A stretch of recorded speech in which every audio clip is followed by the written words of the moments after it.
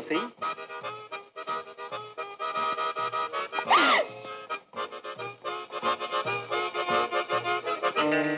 अरे लूसी, क्या हुआ? सॉरी सर, मैं समझी आप अपना गला काट रहे हैं। सिली गर्ल, क्या तुमने कभी किसी को कट थ्रोट रेजर से शेव करते नहीं देखा?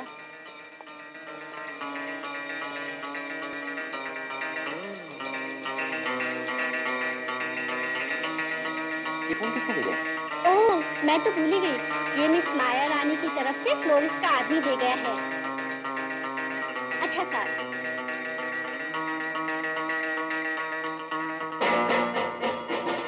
Love from Maya.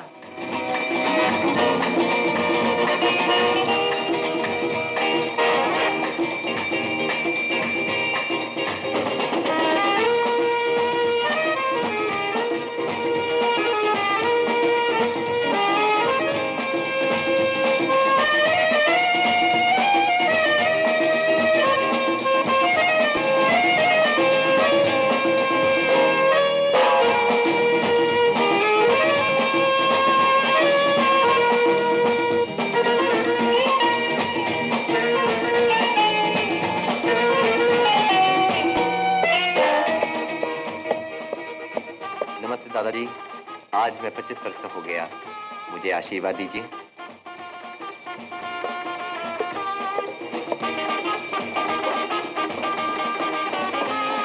Hello aunty. Hello Gautam, 25वीं सालगिरह मुबारक हो। Thank you aunty.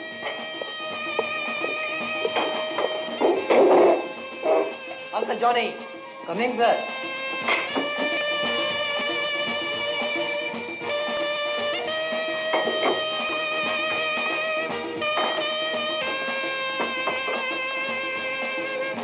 गौतम, आज तुम्हारी बर्थडे है, कौन सी कार ले जाओगे?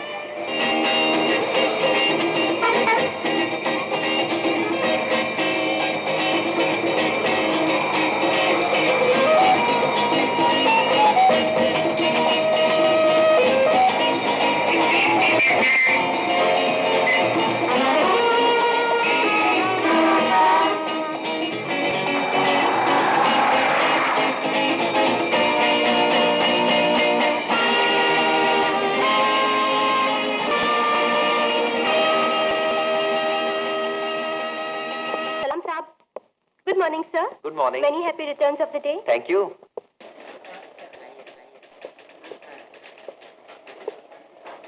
नमस्ते दादाजी।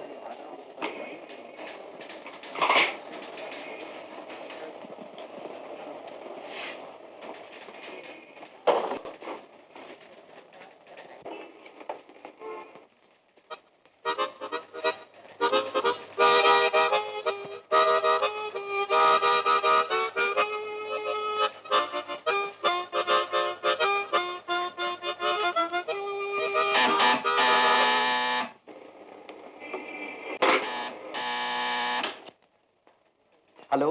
Hello my boy, many happy returns of the day. Thank you mister Sharma. कहो क्या हाल है? First class. कहिए बिजनेस का क्या हाल है? वो भी फर्स्ट क्लास। तुम्हें चिंता करने की कोई जरूरत नहीं। हम जो है तुम्हारे कारोबार की देखभाल करने के लिए। आज तुम छुट्टी मनाओ, अपनी बर्थडे सेलिब्रेट करो, और जितने रुपए की जरूरत हो कैशियर से ले लो। मिस्टर शर्मा, क्या मैं एक हीरे की अंगूठी खरीद सकता हूँ? एक अंगूठी? तुम 100 हीरे की अंगूठियां खरीद सकते हो, मगर तुम्हें तो सिर्फ एक लड़की के लिए एक ही अंगूठी चाहिए ना, राइट? Yes mister Sharma.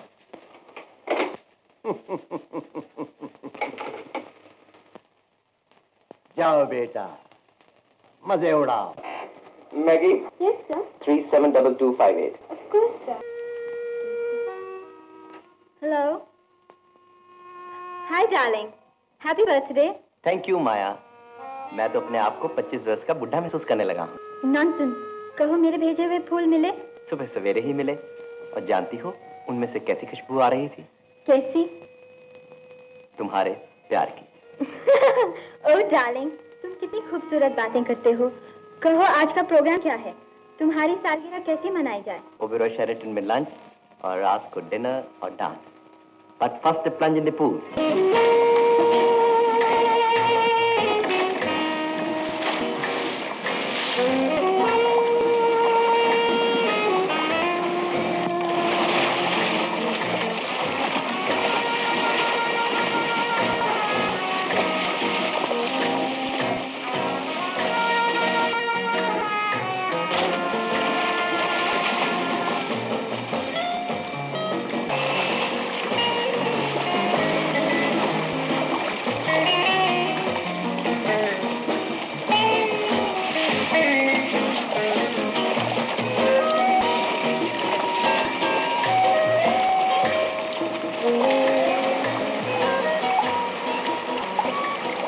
चलो गौतम, आज बहुत सुनी हो गई।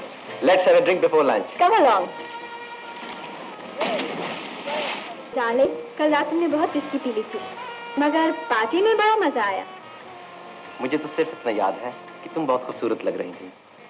सब लोगों की नजरें तुम पर थीं और मैं जलन के मारे मरा जा रहा था। Are you very jealous, Gautam? Yes, Maya, very. मैंने कहा नहीं, मुझे तो किसी का तुम्हारे साथ बात करना भी अच्छा नहीं लगता। क्या तुम मुझे खरीद लेना चाहते हो? इरादा तो ऐसा ही है। क्या कीमत दोगे? अपनी मोहब्बत, अपना प्यार, अपना घर, अपना नाम। माया, इसे हंसी में मत उड़ा देना। मैं इस सौदे के लिए बहुत ही कीन हूँ। कुछ पेशगी चाहिए तो ये हाजिर है। गौतम डार्लिंग, ये अंगूठी तो अनमोल है। और जिसके लिए है वो भी तो अनमोल है। पहन कर देखो।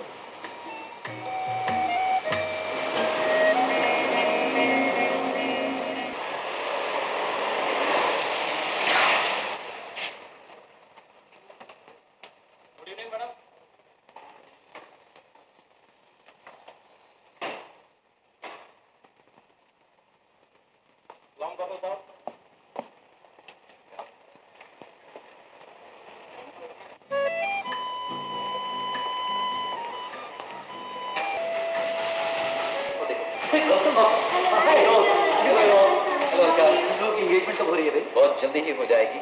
माया के डैडी अभी ड्यूटी गए हुए हैं, उनकी वापसी का इंतजार है। देखो गौतम, हमें इनवाइट करना मत भूलना। हाँ नहीं, मैं तो सिर्फ शैंपेन पीऊंगा भाई। विनोद, फिक्र क्यों करते हो? तुम्हें तो शैंपेन के टब में डुबो दूंगा। हम तो डूबेंगे सनम, तुमको भी ले डूबेंगे। मैं चलता हूँ, मेरी सुबह शूटिंग। अच्छा, bye. Don't forget us. Don't worry. Okay, bye.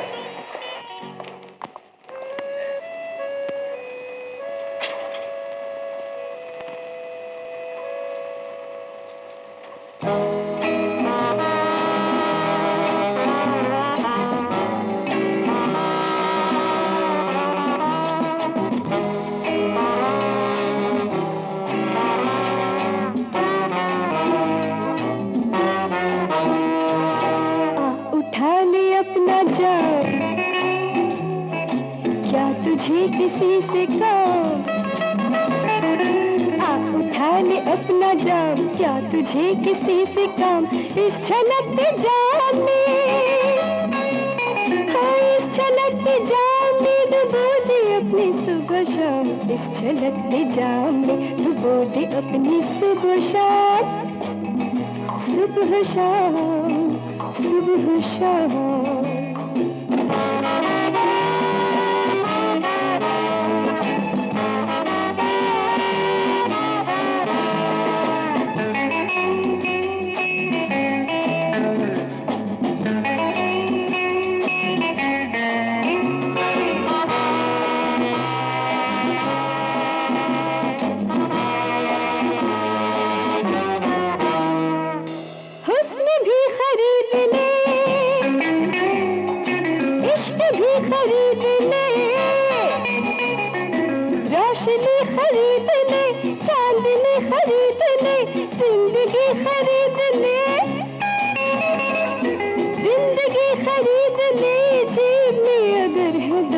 जिंदगी खरीद ले, जेब में अगर है दाम, अगर है दाम, अगर है दाम।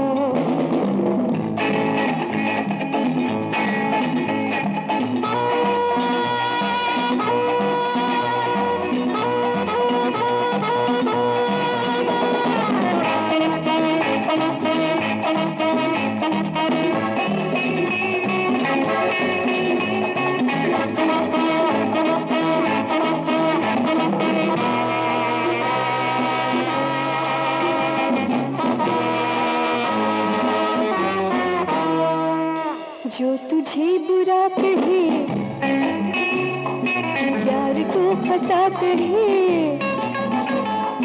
जो तुझे बुरा कहे, प्यार को खता कहे, तू भी मेरी जान है, और तू भी मेरी जान है, दूर से ही कर सलाम, तू भी मेरी जान है, दूर से ही कर सलाम, कर सलाम, कर सलाम। अपना जाम, अपना जाम, अपना अपना अपना जाम, अपना जाम, अपना जाम, अपना जाम।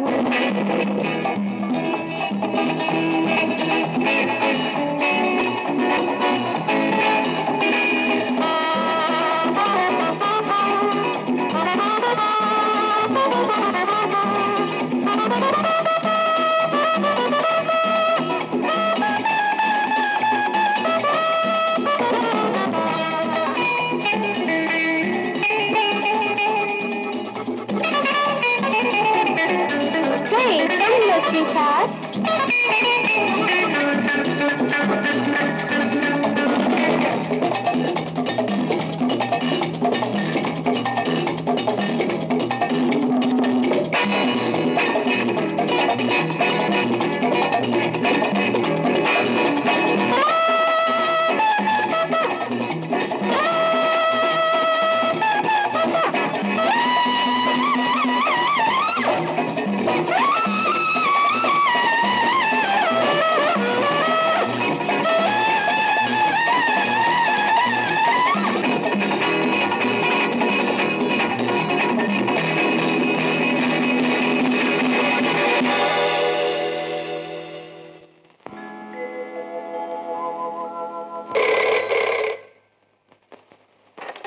Hello darling. अरे ये डार्लिंग डार्लिंग क्या करता रे?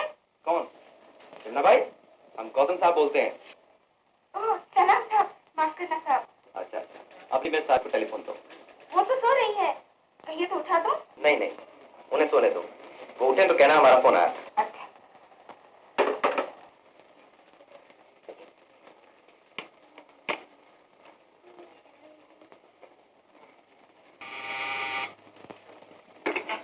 Hello. Hello Gautam my boy, कहो कैसे हो? First class sir. तुम मुझे सर सर क्या कहते हो? इन सब कंपनियों के तुम चेयरमैन हो, सच पूछो तो तुम मालिक हो, हम तुम्हारे नौकर हैं। मिस्टर शर्मा सर, आप ही तो ये सब कंपनियां चलाते हैं। मैं बिजनेस क्या जानूं। लेकिन इतना तो जरूर जानते हो कि आज शाम को 6 बजे बोर्ड ऑफ डायरेक्टर्स की मीटिंग है।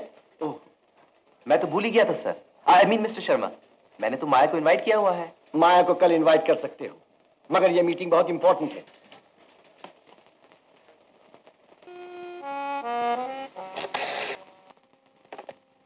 हेलो। हेलो माया। हाय डार्लिंग, अभी अभी सोकर उठी हूँ। और मैं इतनी विस्की और शैंपेन पी के भी नहीं सो सका। रात भर तुम्हारे और अपने बारे में सोचता रहा। कहो माया, लंच साथ खाएं? I'd love to डार्लिंग, मगर 2 घंटे तो मुझे तैयार होने में लगेंगे। तो 4 बजे चाय पिए? क्यों? Oh no darling, I am so sorry. 4 बजे तो मेरा हेयर ड्रेसर के साथ अपॉइंटमेंट है। I want to look my best when I see you tonight. Maya, वो डिनर तो आज कैंसिल करना पड़ेगा। बोर्ड ऑफ डायरेक्टर्स की मीटिंग है आज शाम को, न जाने कब खत्म होगी। इसका मतलब है तुम मुझसे आज मिलना ही नहीं चाहते? डोंट बी सिली माया, जरूर मिलना चाहता हूँ, मगर कभी कभी काम भी करना पड़ता है। कल सुबह जहाँ कहो वहाँ मिलेंगे। ओके देन, लंच एट ताज। ओके, मगर आज शाम को क्या करोगे? तुम्हें याद करूंगी, या शायद किताब पढ़ूंगी और तुम्हें याद करूंगी, या शायद जल्दी सो जाऊंगी और तुम्हें सपने में देखूंगी। जानती हो माया, सारी दुनिया में सबसे सुंदर, सबसे प्यारी, सबसे भोली भाली लड़की कौन है? I know darling. Bye bye. Okay, bye bye.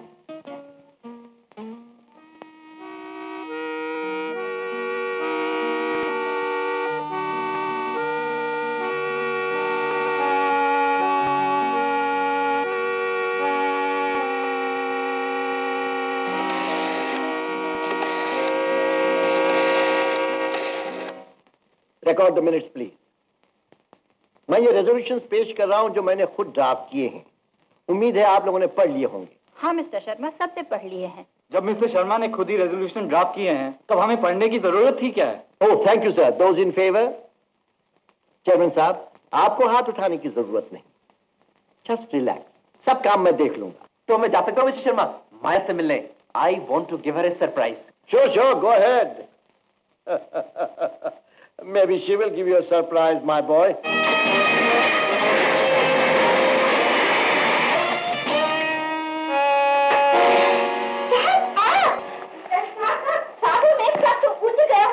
साहब, मेरे हिसाब से तो हमारी आंटी के आगे मिलेगी, हमें तो मिस साहब से मिलना है। वो तो ठीक है साहब, साहब आप यहाँ बैठे, मैं मिस रहने साहब दो, को मैं बुला लेती आप ही मिल लेता हूँ।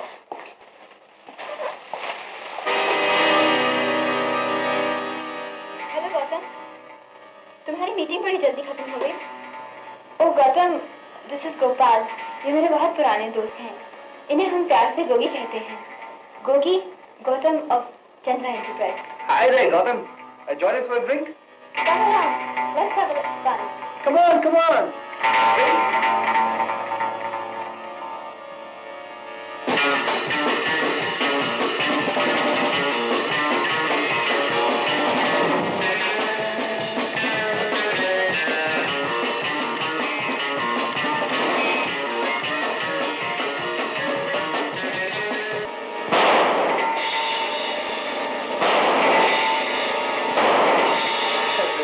तुम्हारे दोस्त ने एक दो नहीं तीन तीन भूत देखे।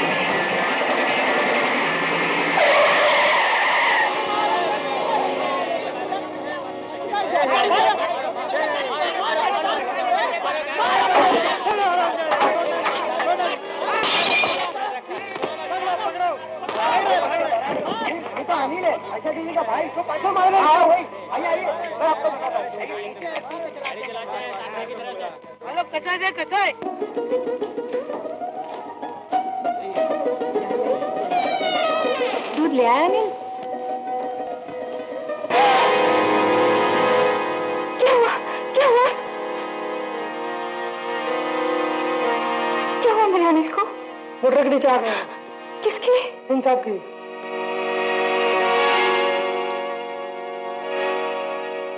अरे हटो हटो हटो, जाए दो हमरा के।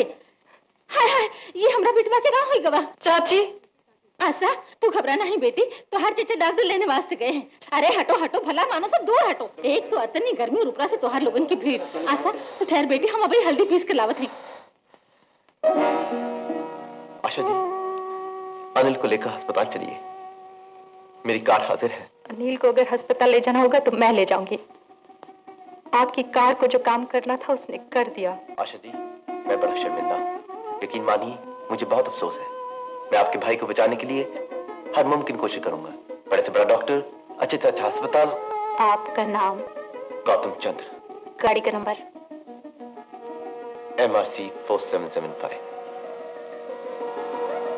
अब आप जा सकते हैं। अब आप जा सकते हैं। अब आपसे कोर्ट में मुलाकात होगी मिस्टर गौतम चंद्र।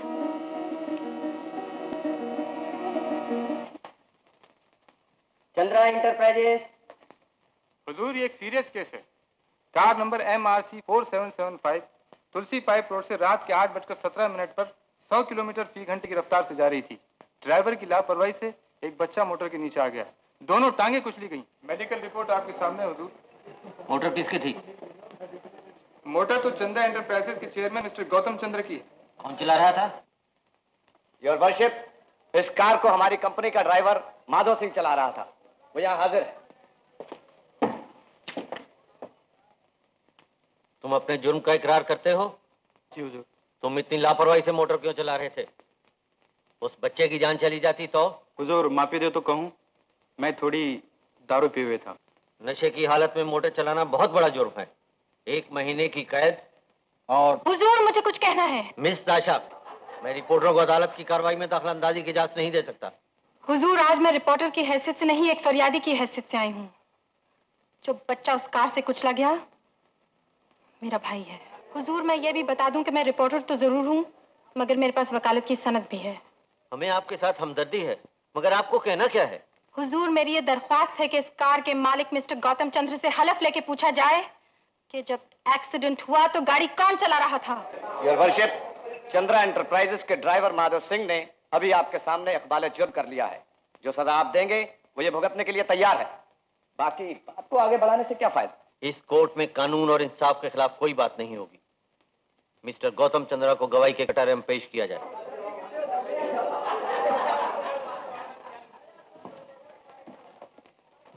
कहो गीता की सौगंध, जो भी कहूंगा सच कहूंगा।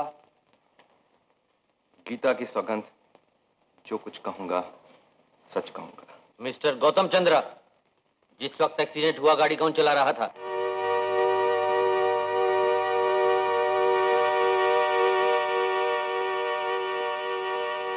सच बात तो यह है हुजूर कि गाड़ी मैं चला रहा हूं। इडियट, ये क्या पागल हो गया?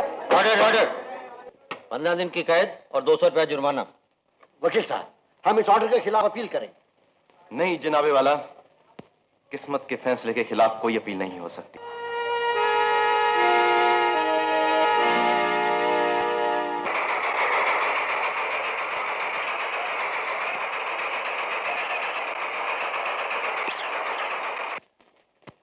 आओ बेटे, चिट्ठियां देखें सब।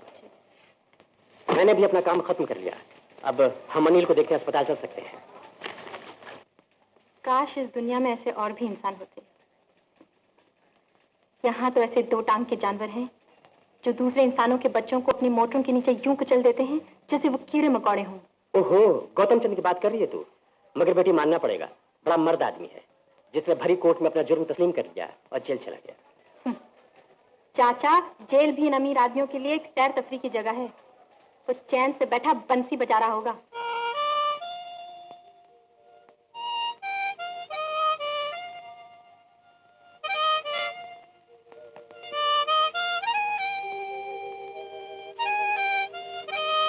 अरे सोहन भाई, ये नया रंग रूट तो बड़ी अच्छी धुन बजाता है। बेवकूफ, जानता कौन है? बहुत बड़ा सेठ है। अरे ऐसा?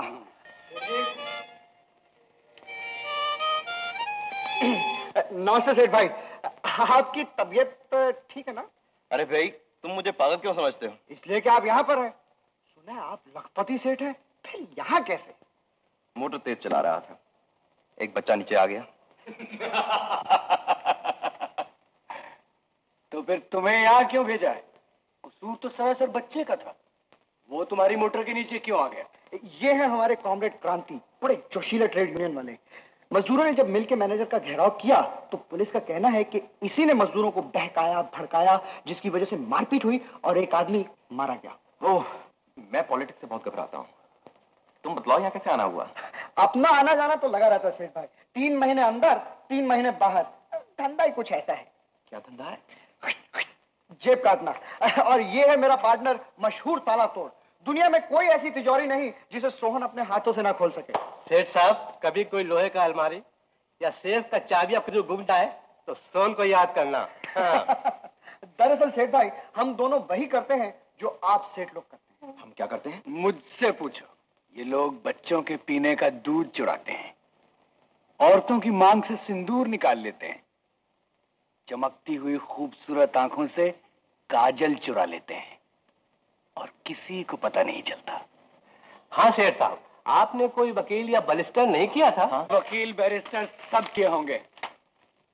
अदालत में अपना ड्राइवर भी पेश किया होगा, जिसने हलफ उठाकर यह भी कहा होगा गाड़ी मैं चला रहा था। आपको कैसे मालूम हुआ? बिल्कुल यही हुआ अदालत में। मगर जब मैं गवाहों के कटहरे में खड़ा हुआ और गीता मेरे सामने रखी गई तो मैं झूठी कसम न खा सका। बरोबर, गीता को बीच में डालकर कोर्ट वाले बड़ी धांधली करते हैं।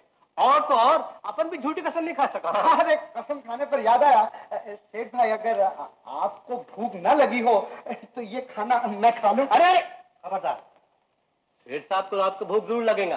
पहले दिन ऐसे ही होता है पार्टनर। आओ।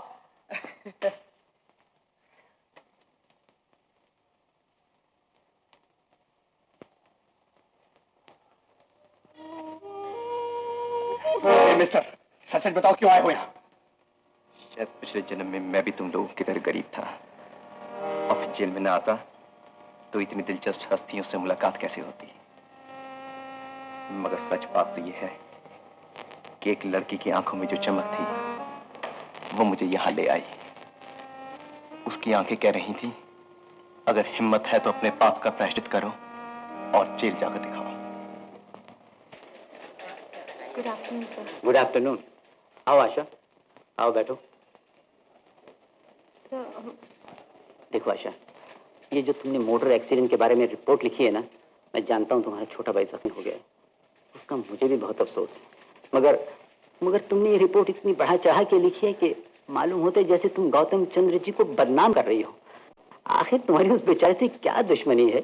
मुझे उस बेचारे से कोई दुश्मनी नहीं, सिवाय इसके कि मैं उन सब आदमियों को अपना दुश्मन समझती हूँ जो काम नहीं करते मगर लाख लाख रुपए की मोटरें घुमाए फिरते हैं और परवाह नहीं करते चाहे किसी गरीब के बच्चे की जान चली जाए या वो उम्र भर के लिए लंगड़ा हो जाए। तुम्हें पता नहीं, पिछले साल उनकी कंपनी ने 1.25 लाख के इश्तहार हमारे अखबारों में छपवाए हैं और अब वो कहते हैं कि वो इश्तहार देना बंद कर देंगे अगर हमने ये लेख तुम्हारे नाम से नहीं छापा। कौन सा लेख?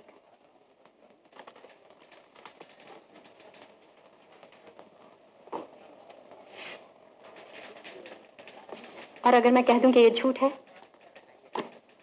मैं इसे अपने नाम से नहीं छपने दूंगी। मैं जानता हूं तुम ऐसा कुछ नहीं करोगी। तुम जानबूझकर अपने अखबार को लाखों का नुकसान थोड़ी पहुंचाना चाहती हो।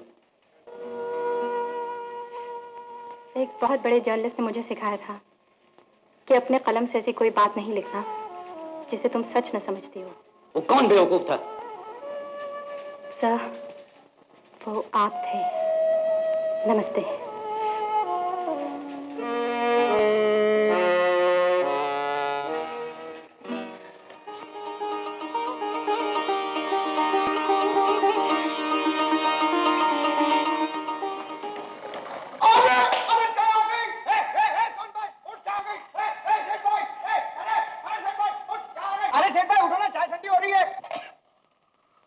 गरम वरम तो है।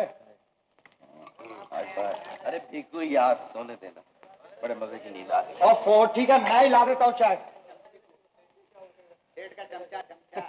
ये गौतम सेठ तो ऐसे सो रहा है जैसे जेल का बैरक ना हो, इसका एयर कंडीशन बेडरूम हो। क्रांति भैया, एयर कंडीशन बेडरूम में ऐसी नींद कहाँ आती है? तो मैं बताऊं गौतम सेठ, जब अपने एयर कंडीशन बेडरूम में नींद ना आए ना, तो बाहर फुटपाथ पे जाके सो जाया करना, जहां बंबई के कई लाख आदमी सोते हैं, नीले आसमान के नीचे। वहां बड़ी अच्छी नींद आती है। लो सेठ भाई चाय। इनका भाषण चालू हो गया। क्रांति भाई, ये आर्थर रोड का जेल खाना है, चौपाटी की जाहिर सभा नहीं। एक बार चालू हो जाते हैं हो ही जाते हैं। माफ करो हमारे सेठ भाई को। हा? नहीं क्रांति भैया, तुम्हारे कड़वे शब्दों से मैंने बहुत कुछ सीखा है। अरे गौतम चंद्र जी, क्या मालूम था कि आपसे जेल में मुलाकात होगी। बड़ी खुशी हुई आपसे मिलके। सेठ भाई, ये हमारे सेठ फूलचंद जी हैं, 12 नंबर बैरक में रहते हैं। सच, भगवान ने बहुत बड़ी भूल की जो इन्हें पैदा कर दिया। सोना मस्करी करे है। मैं सेठ फूलचंद एंड कंपनी का मालिक, import export and commission agent. Import export समझे ना सेठ भाई? यानी इधर का माल उधर और उधर का माल इधर। गौतम चंद्र, चलो तुम्हें जेलर साहब ने बुलाया है। क्यों भाई, मैंने क्या किया? किया कुछ नहीं, आज तुम्हारी छुट्टी है। बच गया, क्रांति जी। तुम जाओ, अगले हफ्ते मैं भी बाहर आ रहा हूँ। भूलना नहीं, तुम्हारी उंगलियों पर मेरा शाप है। अब ये किसी की जेब नहीं काट सकती। ठीक है, तो फिर ये लेते जाइए। कमाल कर दिया। याद रखना, अब आगे से ये कभी मत करना। नमस्ते सोहन जी। नमस्ते क्रांति। सेठ भाई अपन जरूर आएगा। बाय बाय बिल्कुल सोहन, बाय बाय। ये गौतम सेठ तो है, लेकिन दिल का बड़ा अच्छा आदमी। तो क्या सेठ लोग अच्छे नहीं होते? अच्छा ही नहीं, बहुत अच्छा है। अपन को बोला अपने पास आना, तुमको नौकरी देगा। मुझसे भी कहा है जेल से छूटकर मेरी फैक्ट्री में मजदूरों को पढ़ाया करना। लेकिन इन सेठों की बातों का क्या एतबार। वो जेल और जेल के साथी सबको भूल जाएगा जब अपने महल में मखमली गद्दों पर सोएगा।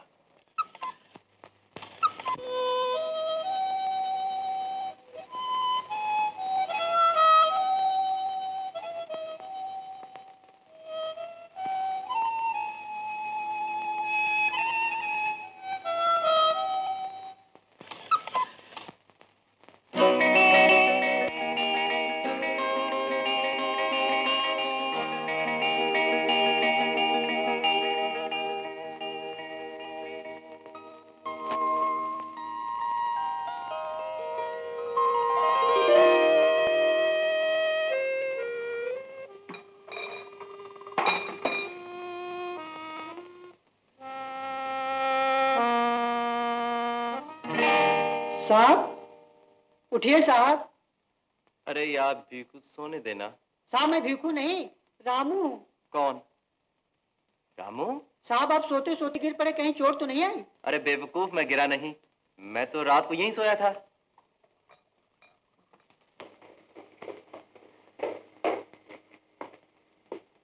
हेलो गौतम। Hello aunty. कहो कैसे हो? एकदम फर्स्ट क्लास। आज नाश्ता आपने कमरे में ही कर लिया? इतनी भूख जो लगी थी, आज तो डबल नाश्ता किया है मैंने। अच्छा, मगर सुना है तुम अपने बिस्तर पर नहीं सोए, ये सब क्या? आंटी सच बात तो यह है कि मुझे नरम बिस्तर पर सोने की आदत ही नहीं रही। जेल में जमीन पर सोना पड़ता था, बड़े मजे की नींद आती है, तो मैंने बिस्तर जमीन पर लगा लिया है। कोई बुरी बात तो नहीं की मैंने आंटी? आंटी कार की चाबी कहाँ है? चाबियां तुम्हारे ड्राइवर के पास हैं। मेरा ड्राइवर? ये सब क्या है? उस दिन एक्सीडेंट हो गया था ना, तो हमने सोचा तुम्हें कुछ दिन मोटर नहीं चलानी चाहिए। और ये कौन? तुम्हारा बॉडीगार्ड, तुम्हारी हिफाजत के लिए। देखा ना, वो तो खैरियत हो गई, नहीं तो एक्सीडेंट के बाद फुटपाथ वाले तुम्हें मार डालते। वो किसी को मारते नहीं आंटी, वो तो रोज खुद मारे जाते हैं।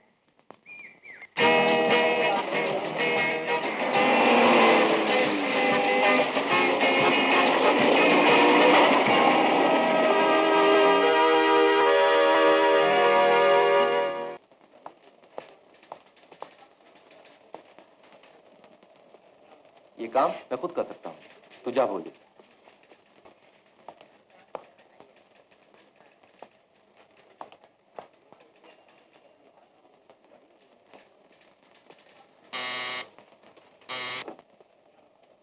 Hello hello mister Sharma. Welcome home mister chairman. सुस्वागतम, खुश आमदीद। Thank you mister Sharma. Oh don't mention it.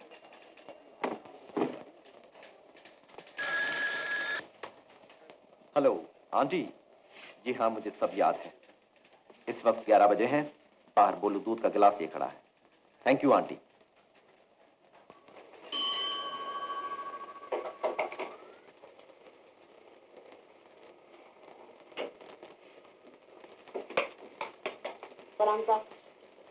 Cheers.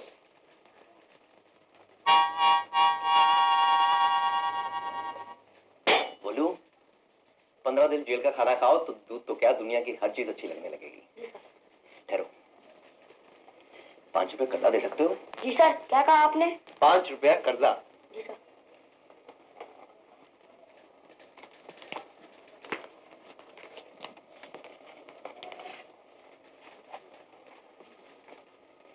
सलाम सर।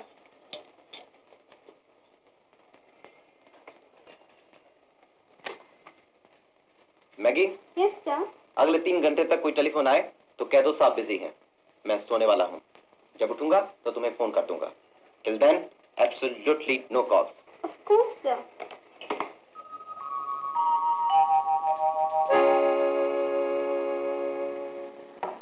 आ जाइए, मैं अंदर के कमरे में हूँ। हेलो। हेलो, आप दीदी से मिलने आए हैं ना? वो तो दफ्तर गई है। क्या मिस्टर भट्टाचार्य यहाँ नहीं रहते? जी नहीं, यहाँ तो मैं और मेरी दीदी रहते हैं। लगता है भाई साहब आप गलत फ्लैट में आ गए हैं। हो सकता है गलत फ्लैट ही हो। 5 माला चढ़ते चढ़ते सांस फूल गया है। कहो तो बैठ जाऊं? जरूर जरूर बैठिए। मैं भी अकेला बैठे बैठे बोर हो जाता हूँ। मेरी दीदी तो शाम को आती है। आप पानी पियेंगे भाई साहब? No thanks.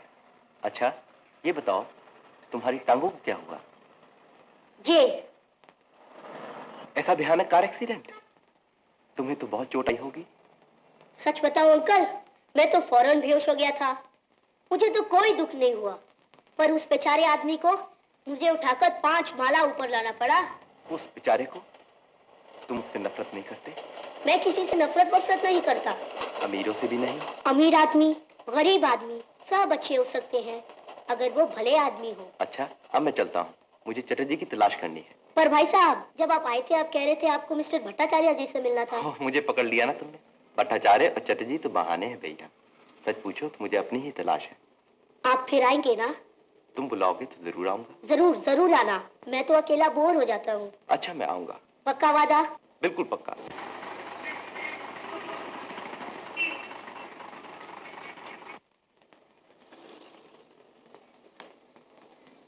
Hello Anil. Hello दीदी, बड़ी देर कर दी आज। कहो, आज दिन भर क्या करते रहे? पहले किताब पढ़ी, तस्वीर बनाई। दिखाओ, कौन सी तस्वीर? राणा प्रताप की? अरे वाह, ये तो बहुत अच्छी तस्वीर है। फिर चाची खाना लेकर आ गई और उन्होंने अपने हाथों से मुझे खाना खिलाया। अच्छी है ना चाची? बहुत अच्छी। और दीदी, एक बात तो मैं भूल ही गया। एक साहब भूल से हमारे घर में आ गए थे, किसी चैटर्जी या बैनर्जी की तलाश में थे। अच्छा। मैंने कहा बैठिए, वो बैठ गए। बड़ी मजे मजे की बातें कर रहे थे। बहुत भले आदमी थे वो दीदी। भैया, ऐसे अनजाने लोगों से घुल मिल जाना अच्छा नहीं है। आइंदा ऐसे लोगों को घर में मत आने दिया करो। तुम ही बताओ दीदी, इन लोगों को मैं इस हालत में अंदर आने से कैसे मना करूं, कैसे मना करूं? दरवाजा तो हमेशा खुला ही रहता है।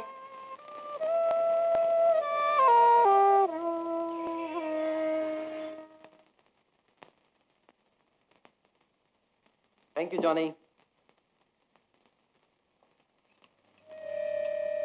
गौतम। जी आंटी। तुम जानते हो, जब तुम अपनी बेवकूफ़ी और जिद की वजह से जेल में थे, तो कंपनी का काम चलाने में हमें काफी दिक्कत हुई। तुम्हारे दस्तखतों के बिना मिस्टर शर्मा के हाथ बंधे हुए थे, वो कुछ भी नहीं कर सकते थे। क्यों आंटी? मिस्टर शर्मा तो सुना है बगैर दस्तखतों के ही काफी काम कर लेते हैं। मेरा मतलब है, मेरे सामने जब भी वो कोई कागज या चेक रखते हैं, मैं उसमें बिना सोचे समझे दस्तखत कर देता हूँ। वो तो तुम्हें करना ही चाहिए। मिस्टर शर्मा बड़े सीनियर आदमी हैं, उन पर तुम पूरा भरोसा कर सकते हो। मेरी अपनी राय में तुम ये पावर ऑफ अटॉर्नी साइन कर दो और सारे काम का बोझ मिस्टर शर्मा पर डाल दो। उसके बाद तुम छुट्टी मनाने आराम से कश्मीर जा सकते हो। ओह कश्मीर, खूब याद दिलाया आंटी। ये सेब भी तो कश्मीर से आए हैं। 2 चार ले जाता हूँ, रात को भूख लगती है ना। चाची चाहे तो लंदन या पेरिस चले जाओ। फ्रांस बड़ा रंगीन मुल्क है, तुम्हें जरूर पसंद आएगा। और वहाँ की शैंपेन तो कमाल की होती है। शैंपेन? शैंपेन तो अंगूरों की बनती है। मैं ये अंगूर भी ले जाता हूँ। बाकी बातें किसी और दिन करेंगे। अब तो नींद आ रही है। जेल में तो 9 बजे ही बत्तियां बुझा देते हैं। Good night aunty.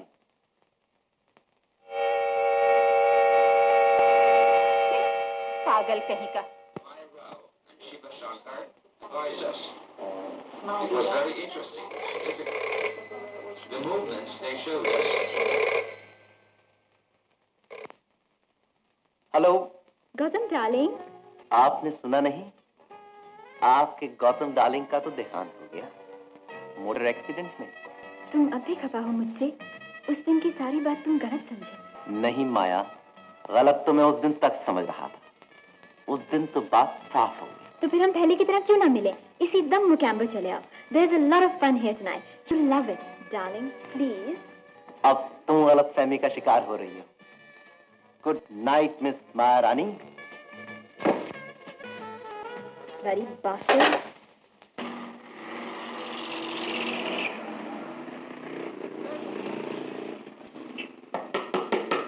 कौन है? कहो अनिल, कैसे हो? ठीक हूँ। इस बैग में क्या है? बहुत सी चीजें हैं। मुझे दिखाओ ना। जरूर दिखाता हूँ। देखो,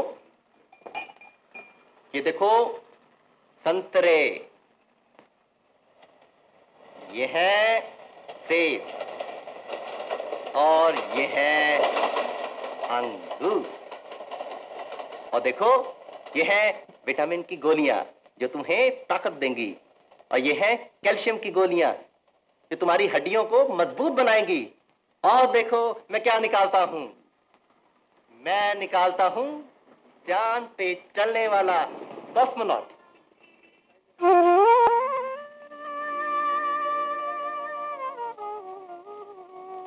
क्यों, क्या हुआ?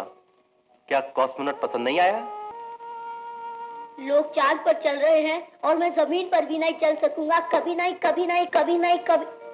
फिक्र न करो पहलवान, अब देखते जाओ क्या होता है।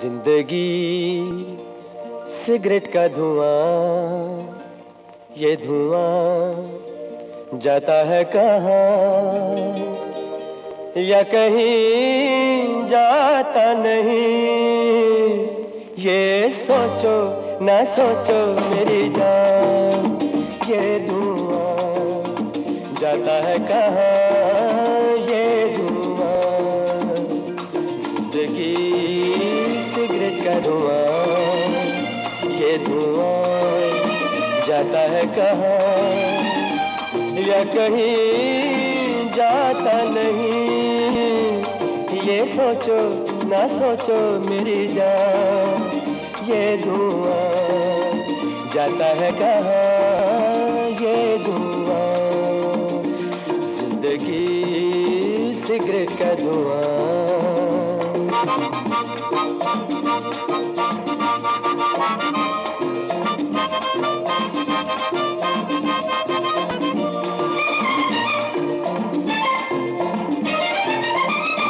दिल को अपने तू छोटा न करना,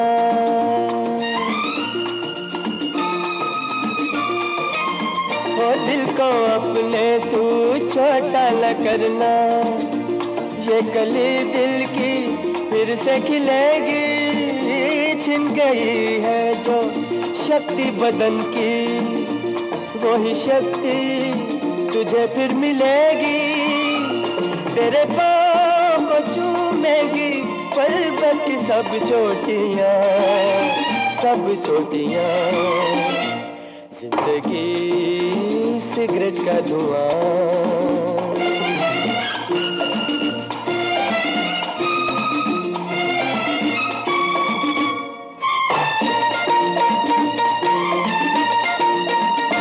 फिर से दौड़ेगा चलने लगेगा,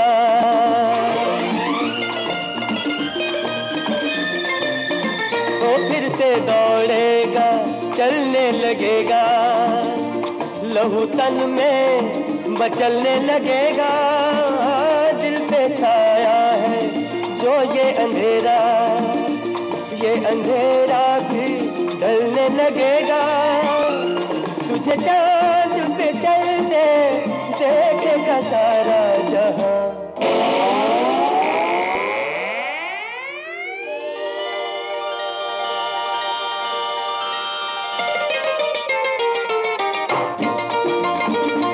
तुझे चांद पे चलते देखेगा सारा जहां, सारा जहां, जिंदगी सिगरेट का धुआं, ये धुआं जाता है कहाँ, या कहीं जाता नहीं, ये सोचो ना सोचो मेरी जान, ये धुआं जाता है कहाँ, ये धुआं, जिंदगी सिगरेट का धुआं।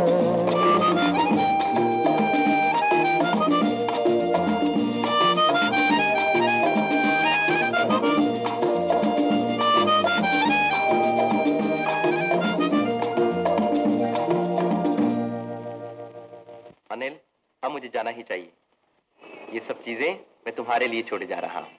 आप बहुत अमीर आदमी है क्या? नहीं, मगर ये सवाल क्यों किया? मेरी दीदी कहती है अमीरों के दिल पत्थर के होते हैं। तुम्हारी दीदी ठीक कहती हैं, मगर मैं तो इतना गरीब हूँ कि ये सेब और संतरे तुम्हारे लिए चुराए हैं, और ये सब कर्जा लेकर खरीदा है। पर ये सब क्यों किया आपने? ये सब इसलिए किया कि तुम मेरी एक ऐसी बीमारी का इलाज कर रहे हो जो टांग टूटने से भी ज्यादा भयानक है। वो कौन सी बीमारी होती है?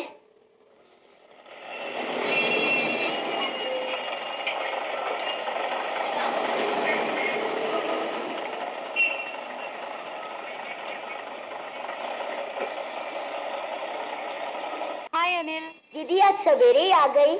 मुझे तुम्हारी चिंता रहती है ना, आज चाचा ने जल्दी छुट्टी दे दी। ये देखो मैं तुम्हारे लिए क्या लाई हूँ, केले और संतरे। अरे ये सब कौन लाया? चाची? हाँ, वो बेचारी कहाँ से लाएंगी। सेब तो 1.5 रुपए का एक मिलता है और अंगूर 10 रुपए किलो। सेब अंगूर तो सिर्फ धनवान ही खा सकते हैं। अनिल, सच बता, ये सब कौन लाया? दीदी वो आदमी आज फिर आया था। तो ये सब वो लाया है? जी दीदी, और ये भी।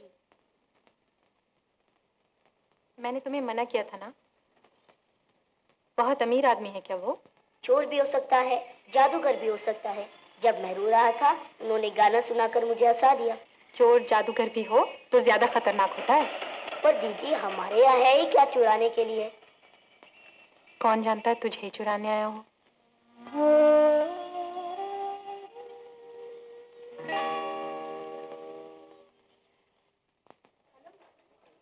Hello, Asha. Asha, the editor would like to see you.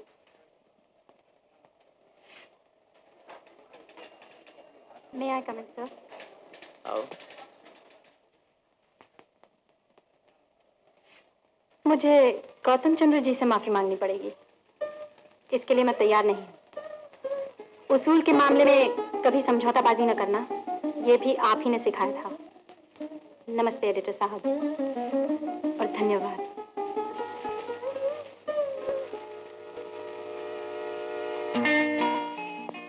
अरे वाह, ये तो बिल्कुल तेरी फोटो बन गई है। ये तो हंसता हुआ बच्चा है। तू भी तो आजकल बहुत खुश रहता है। समझे? हाँ अम्मी। अरे आज जुमा का दिन है, आज तो नहा ले। क्या मुसीबत है। अच्छा नील, मैं भी है।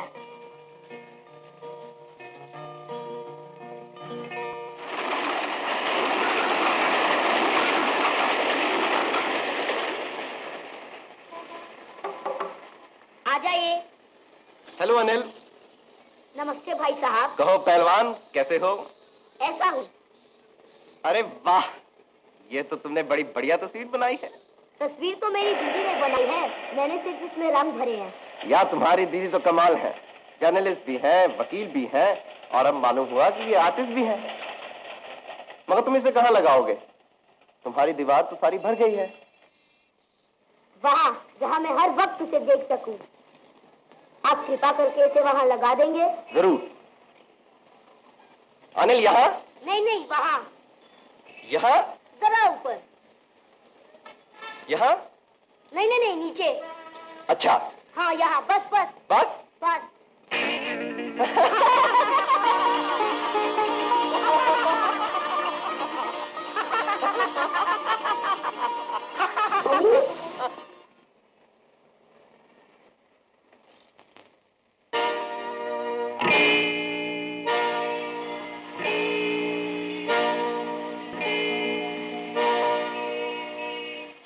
क्या हो रहा है? और आप यहाँ क्या कर रहे हैं? समझ लीजिए, प्रायश्चित कर रहा। दीदी, यही है वो जिनकी लंबी चौड़ी मोटर कार ने तुम्हारी टांगों को कुचल लिया था। ये वही हैं जिनके हाथों तुम्हारा खून हो सकता था। पर दीदी, ये मेरे दोस्त हैं। भोले भाले बच्चे को आप खिलौनों की रिश्वत देकर और गाना सुनाकर अपने जाल में फंसा सकते हैं, मगर मुझे नहीं। मिस्टर गौतम, आज आपके कहने से मुझे नौकरी से निकाल दिया गया। मेरे कहने से नौकरी से निकाल दिया गया? जी हाँ। आपको और कुछ कहना है? जी नहीं।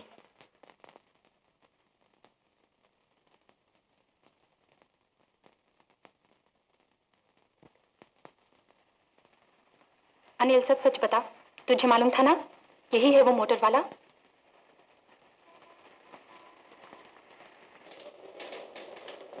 अरे गौतम चंद्र जी, आप आइए आइए, तशरीफ रखिए। आपने क्यों तकलीफ की, मैं खुद हाजिर हो जाता।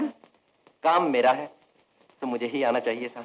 जी वो काम तो आपका हो ही गया सेठ साहब, हमने उस लड़की को नोटिस दे दिया है। बहुत अच्छा किया आपने। मगर मैं सोचता हूँ बहुत अच्छा नहीं भी किया आपने। जी मैं आपका मतलब नहीं समझा। हमने तो बिल्कुल वही किया जो आपने हमें लिखा था।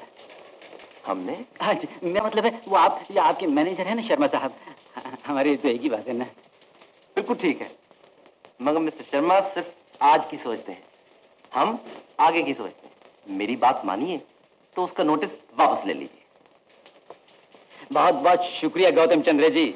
शुक्रिया तो मुझे अदा करना चाहिए। नहीं नहीं, आप मुझे क्यों शर्मिंदा करते हैं। जी मैं चलता हूँ। अच्छा, नमस्ते। एवरीथिंग फाइन है मैं? Fine sir.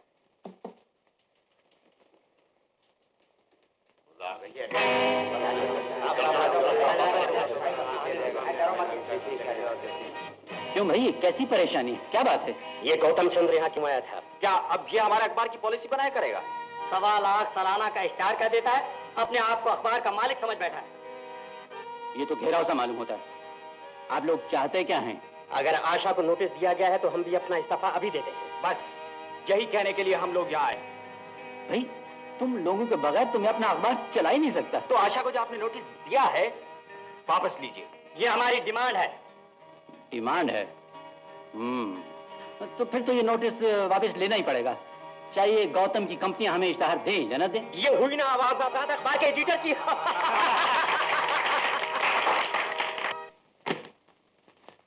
गौतम, ये तो बहुत अच्छा है कि तुम कंपनी के मामलों में दिलचस्पी लेने लगे हो, लेकिन अभी तुम्हें ये कागजात पढ़ने की आदत नहीं, इसलिए मैं खुद लेकर चला आया कि कुछ बताने समझाने की जरूरत हो तो मैं खुद समझा दूं।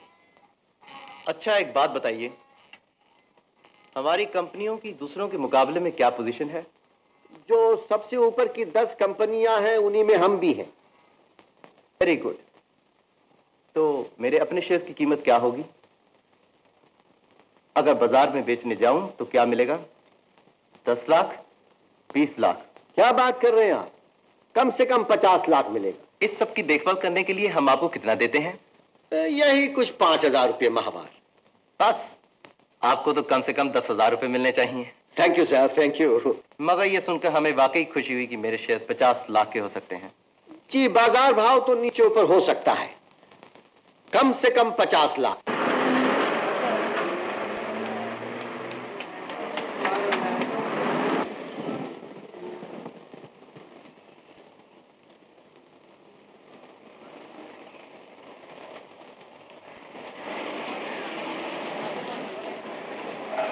मिस आशा, क्या मैं आपको लिफ्ट दे सकता हूं? आपके घर पहुंचा दूंगा। जी नहीं।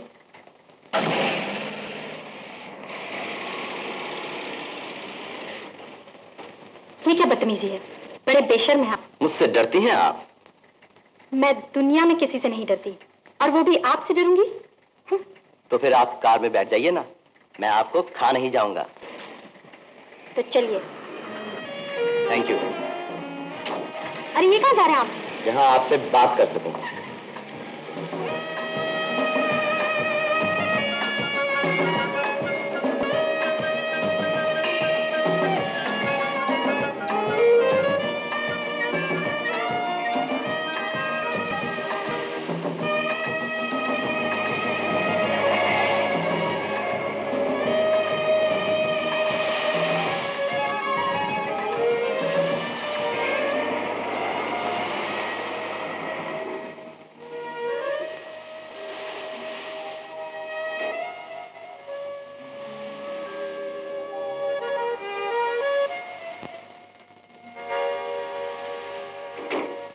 बता सकते हैं आप मुझे यहाँ क्यों लाए हैं? मैं अपने और आपके बारे में बात करना चाहता हूँ। मुझे आपके बारे में कुछ नहीं जानना, और ना ही मैं चाहती हूँ कि आप मेरे बारे में कुछ बात करें। मुझे मोटर में पहुँचाने की जहमत न करिए, मैं पैदल जा सकती हूँ। आप नहीं जा सकती। ये क्या जबरदस्ती है? कहिए आप क्या कहना चाहते हैं? पहले तो मुझे ये पूछना है कि आपसे माफी मांगने के लिए मुझे क्या करना पड़ेगा? आपको फिर से जन्म लेना पड़ेगा, वो भी किसी अमीर खानदान में नहीं, जहां नौजवान अपनी बड़ी बड़ी मोटरों से गरीब बच्चों की टांगे को चलते फिरते हैं। अनिल ने मुझे माफ कर दिया है, आप क्यों नहीं कर सकती?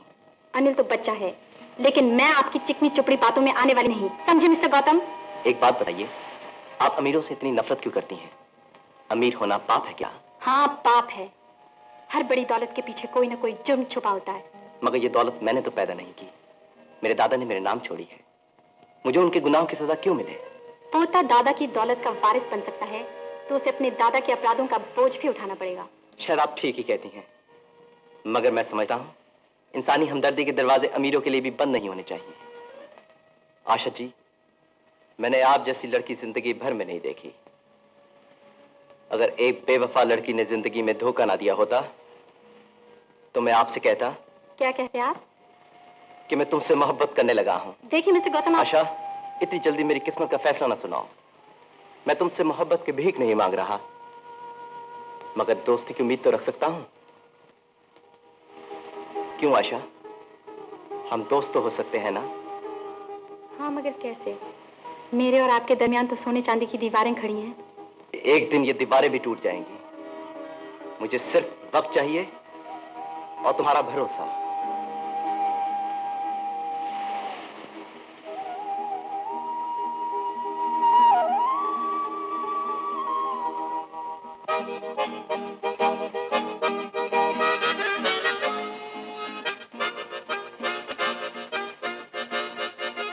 माफ करना आशा, मैं जब भी बहुत खुश या बहुत दुखी होता हूँ तो ये पुराना बाजा बजाने लगता हूँ।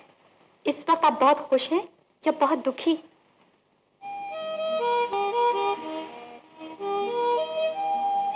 गौतम, तुम्हारी आत्मा तो एक कवि या कलाकार की आत्मा है। तुम इतने अमीर घर में क्यों पैदा हो गए?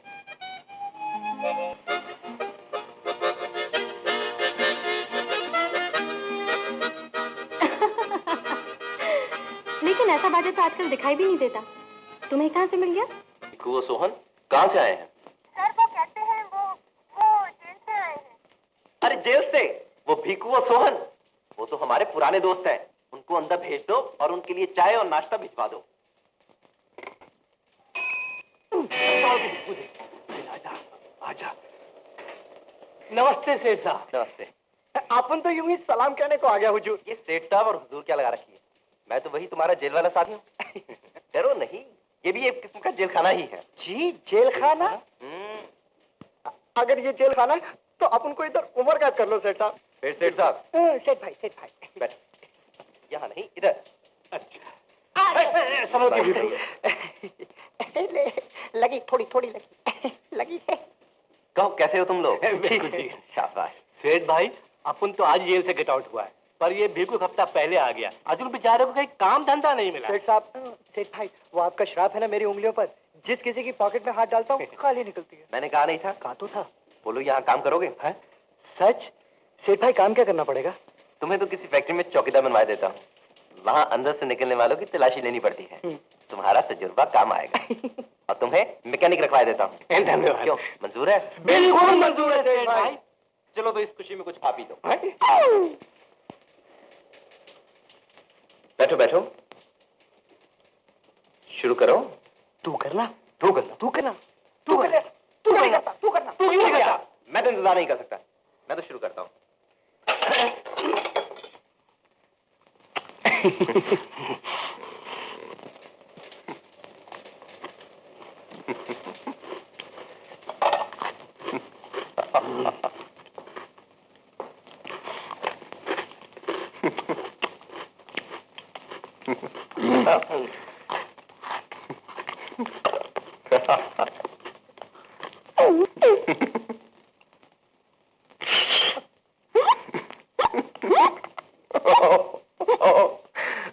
No.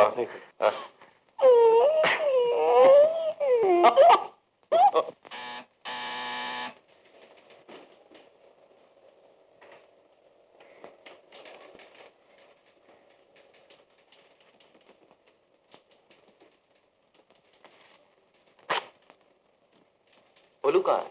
छुट्टी पे गए साहब। अच्छा सुनो, हमारे इन दोनों दोस्तों को कैशे के पास ले जाओ। उन्हें ये चिट दे देना और कहना कि दोनों को 200 रुपए एडवांस दे दें और फिर उन्हें फैक्ट्री मैनेजर के पास ले जाना। क्या साहब? सलाम साहब।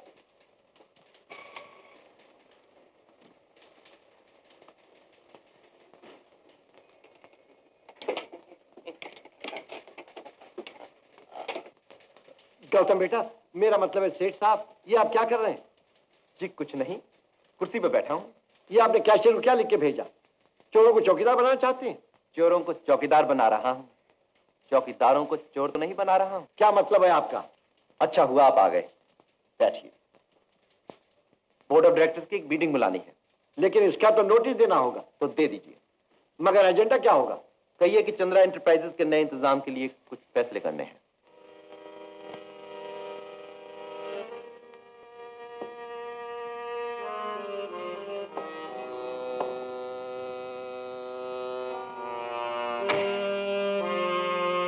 गौतम, बात क्या है? उस एक्सीडेंट के बाद तुम बिल्कुल ही बदल गए हो।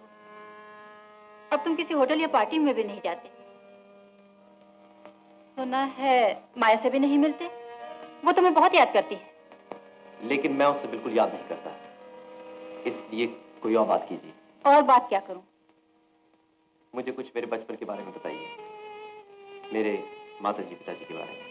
ये एकदम से तुम्हें उनकी याद कैसे आ गई? पहले तो कभी जिक्र नहीं किया। आंटी जी, हर आदमी की जिंदगी में एक वक्त आता है जब वो जानना चाहता है कि मैं कौन हूं, मैं क्या हूं, मुझे इस दुनिया में कौन लाया और क्यों लाया। क्या ये काफी नहीं कि तुम सर उत्तम चंद्र के पोते हो? नहीं, ये काफी नहीं। बचपन से आज तक यही सुनता आया हूं कि सर उत्तम चंद्र जी लखपति थे, करोड़पति थे, मिल मालिक थे, बड़े आदमी थे, लेकिन कोई मुझे मेरे पिताजी के बारे में नहीं बताता। अच्छा, मैं बताती हूँ। तुम्हारे पिताजी बाप के इकलौते बेटे थे। दिल के दौरे से जब उनका देहांत हो गया तो पिताजी का दिल भी बैठ गया और उसके कुछ दिन बाद उनका भी हार्ट फेल हो गया। सारे घर में सिर्फ दादाजी की तस्वीरें हैं, मगर पिताजी की एक भी नहीं। क्यों? तुम्हारे दादा अपने जवान बेटे की कोई निशानी बर्दाश्त नहीं कर सकते थे, इसलिए सब तस्वीरें हटा दी गई थी। और मेरी माँ का क्या हुआ? पति के देहांत के बाद ही वो भी चल बसी। वो कैसे मरी? जानना ही चाहते हो तो सुनो। तुम्हारी माँ ने कमरे का दरवाजा बंद करके अपने कपड़ों पर पेट्रोल छिड़का और उसमें आग लगा दी। मगर क्यों? क्या पागल हो गई? वो पागल हो नहीं गई थी, वो पागल थी। क्या मैं भी अपनी माँ की तरफ पागल हूँ? दीदी, मैं और नहीं खाऊंगा, नहीं खाऊंगा। अनिल, दलिया खाने से तुम्हारे बदन में ताकत आएगी। थोड़ा सा और खा लो। बच्चों को तो बहुत भूख लगती है। भूख कैसे लगे? सारा दिन तो मैं लेटा रहता हूँ, बैठा रहता हूँ। डॉक्टर साहब कब ये प्लास्टर उतारेंगे? अनिल, तुम्हें मालूम है अभी 15 दिन बाकी हैं। पर दीदी, मैं इससे तंग आ गया हूँ, तंग आ गया हूँ। अनिल, क्या हो गया है तुम्हें? तुम तो इतने बहादुर हुआ करते थे, हमेशा हंसते रहते थे उस बच्चे की तरह। अब क्या हुआ? दीदी, अब गौतम भैया क्यों नहीं आते? मैं रोज उनका इंतजार करता हूँ। क्या आपने उन्हें मना कर दिया है? तुम उनको बहुत याद करते हो? जी दीदी। अनिल, तुम्हारा कितना बड़ा दिल है। तुमने क्या सचमुच उनको माफ कर दिया? इसमें माफ करने की क्या बात है दीदी? ऐसे मोटर एक्सीडेंट तो रोज होते रहते हैं। तुम मुझसे ज्यादा समझदार हो अनिल। कल तुम्हारे गौतम भैया तुमसे मिलने आएंगे। दीदी, क्या तुम अब भी गौतम भैया से नाराज हो? नमस्ते सेठ साहब। फिर वही? मेरा मतलब है नमस्ते सेठ भाई। नमस्ते, बैठो। नहीं, मैं खड़ा ही ठीक हूँ। बैठो। अरे संभल के। हाँ। अब बोलो, क्या कहना है? सेठ भाई, आपकी मिल में बड़ा गोलमाल हो रहा है। कैसा गोलमाल? रोज रात को एक ट्रक कपड़े का भरकर चोर दरवाजे से बाहर जाता है। अच्छा। मैंने तो पहले दिन रोका, लेकिन वो दूसरा चौकीदार है ना, वो कहने लगा यहाँ जो कुछ होता है मालिकों के हुक्म से होता है। अगर तुम अपनी नौकरी रखना चाहते हो तो चुपचाप रहो। तो तुम चुप क्यों नहीं रहे? अरे सेठ भाई, अगले दिन उन्होंने मुझे 5 रुपए देकर कहा कि ये बात गौतम सेठ से नहीं कहना। भले नौकरी उन्होंने दी हो, लेकिन हुक्म यहाँ सिर्फ मिस्टर शर्मा का चलता है। शाबाश बेकू। अब तुम जाओ, मगर आंखें खुली रखो और जो देखो लिखते रहो और फिर मुझे बताओ। जी हुजूर। लिखने के लिए सेठ भाई। अच्छा।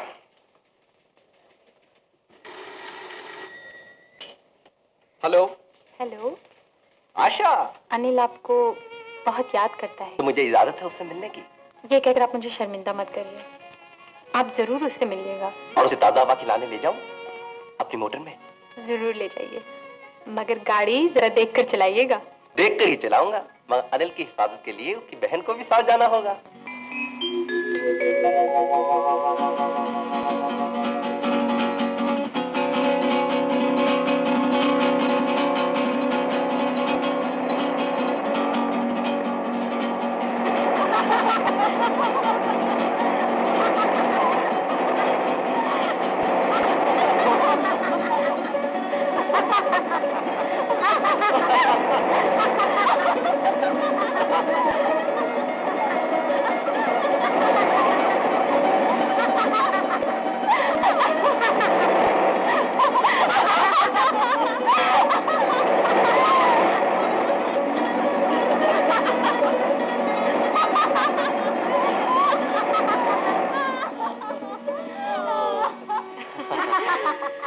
मैं अभी आया, अनिल के लिए आइसक्रीम ले आऊं।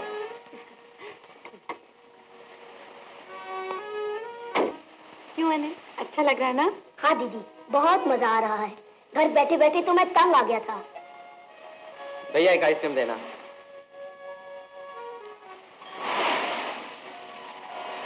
दीदी, मन करता है कि मैं भी जाके समंदर में तैरूं। अनिल, थोड़े दिनों की बात है, जब प्लास्टर उतर जाएगा तो जरूर तैरना। ले भैया अनिल, ये मैं तेरे लिए स्पेशल आइसक्रीम लाया हूँ। थैंक यू गौतम भैया। दीदी, अब आप लोग मेरे लिए कुछ सीपियां तो इकट्ठी कर दीजिए। और तुम यहाँ अकेले रहोगे? क्या हुआ, मैं कोई बच्चा थोड़ी हूँ। वाह भाई। मैं आइसक्रीम खाऊंगा और अपनी कॉमिक्स पढ़ूंगा। चलो आशा, हम बच्चे बनकर अनिल के लिए सीपियां ढूंढें। देखो, गिराना नहीं।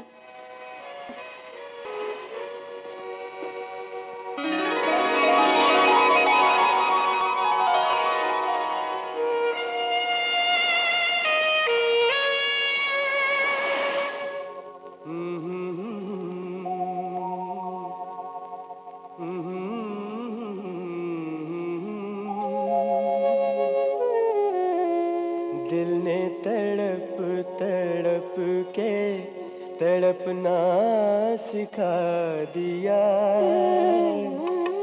इनाम अब मिले के सजा सर झुका दिया। दिल ने तड़प तड़प के तड़पना सिखा दिया, इनाम अब मिले के सजा सर झुका दिया।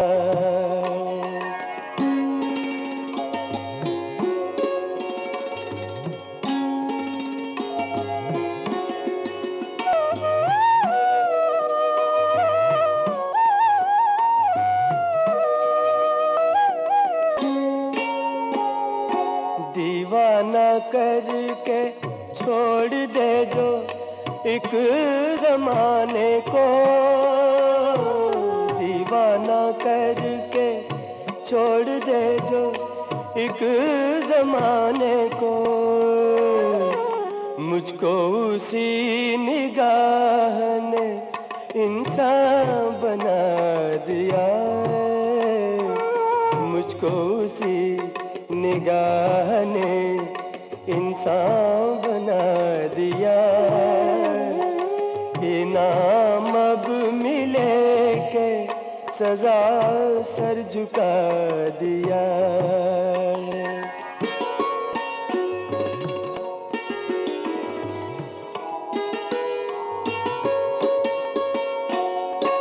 बस इतना जानता हूँ मुझे तुमसे प्यार है, और प्यार में ना जीत किसी की न हार है, इसके सिवा जो याद था सब कुछ भुला दिया, इसके सिवा जो याद था सब कुछ भुला दिया, इनाम अब मिले के सजा सर झुका दिया। दीवाना करके छोड़ दे जो एक जमाने को, मुझको उसी निगाह ने इंसान बना दिया।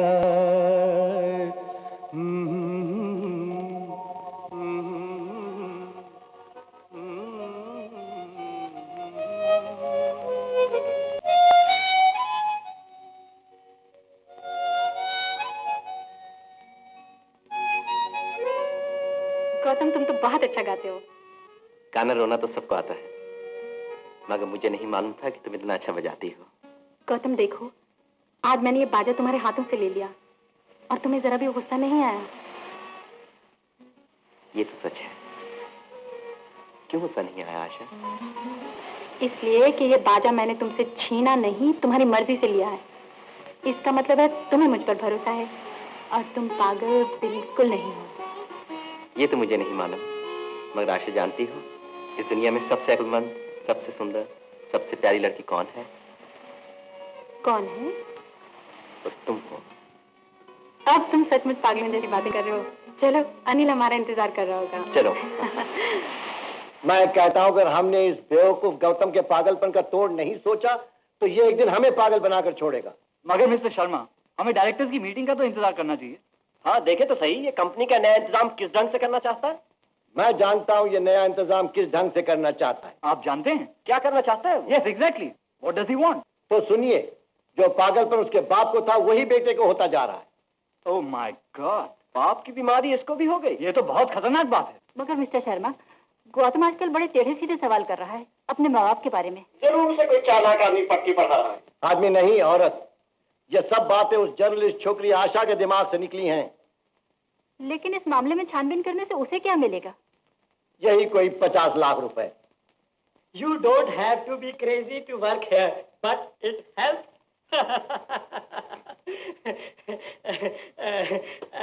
आशा जी, आप क्या कर रही हैं? मैं आपकी कुछ सेवा कर सकता हूँ?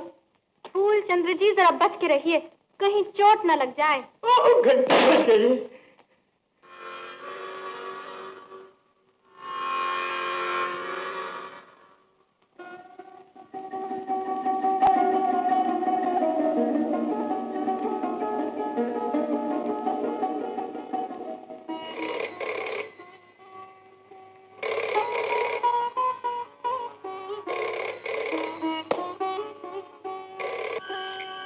हेलो गौतम, मुझे तुम्हारे पिताजी के बारे में बहुत अजीब बात मालूम हुई है।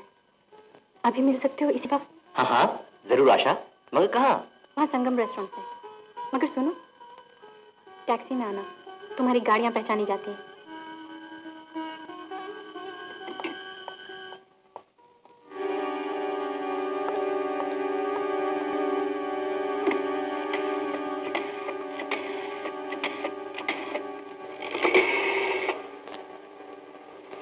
मिस्टर शर्मा,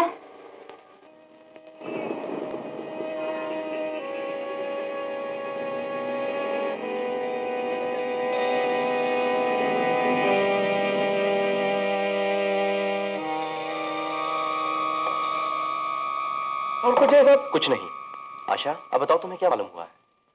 पहले ये बताओ, तुम्हें मालूम है तुम्हारे पिताजी देहांत से पहले क्या करते थे? एक बार आंटी से पूछा था तो उन्होंने कहा था वही किया करते थे जो एक करोड़पति बाप के बेटे किया करते हैं। लेकिन ये सच नहीं है गौतम। तुम्हारे पिताजी तो वो करते थे जो करोड़पति बाप के बेटे कभी नहीं किया करते। तो वो क्या करते थे? सन 42 में वो आजादी के आंदोलन में जेल गए। उस पर तुम्हारे दादा सर उत्तम चंद्र आपस से बाहर हो गए। उन्होंने अपने इकलौते और बिन माँ के बेटे को अपनी जायदाद से बेदखल कर दिया। फिर क्या हुआ? जब तुम्हारे पिताजी जेल से बाहर निकले और उन्हें यह मालूम हुआ तो उन्होंने अपना नाम अशोक चंद्र से अशोक भारती रख लिया ताकि अपने बाप से उनका कोई रिश्ता न रहे। मुझे तो ये सब एक कहानी मालूम होती है। यही नहीं, उन्होंने एक हरिजन लड़की से जिसने उनके साथ सत्याग्रह किया था शादी कर ली। तुम उसी शादी की औलाद हो। ये सब तुम्हें कैसे मालूम हुआ? अखबारों की पुरानी फाइलों में ढूंढने से बहुत कुछ मिल जाता है। फिर क्या हुआ? जब उनका देहांत हुआ तुम्हारे पिताजी मजदूरों के इनकलाबी लीडर थे। सन 52 में तुम्हारे दादाजी की मिल में स्ट्राइक हुई। मालिक के आदमी ने बाहर से मजदूरों को लाकर स्ट्राइक को तोड़ना चाहा। ट्रकों में भर भर के लोगों को ला रहे थे। तुम्हारे पिताजी ने अपने साथियों से कहा हम गेट के सामने सड़क पे लेट जाएंगे मगर ट्रकों को अंदर न जाने देंगे। फिर क्या हुआ? मिल के मैनेजर ने तुम्हारे दादाजी को फोन किया, कहा मजदूर सड़क पे लेटे हुए हैं, ट्रकों को अंदर नहीं जाने देते, आपका हुक्म चाहिए। उन्होंने क्या हुक्म दिया? उन्होंने कहा ट्रकें अंदर जाएंगी चाहे कोई भी रास्ते में लेटा हो।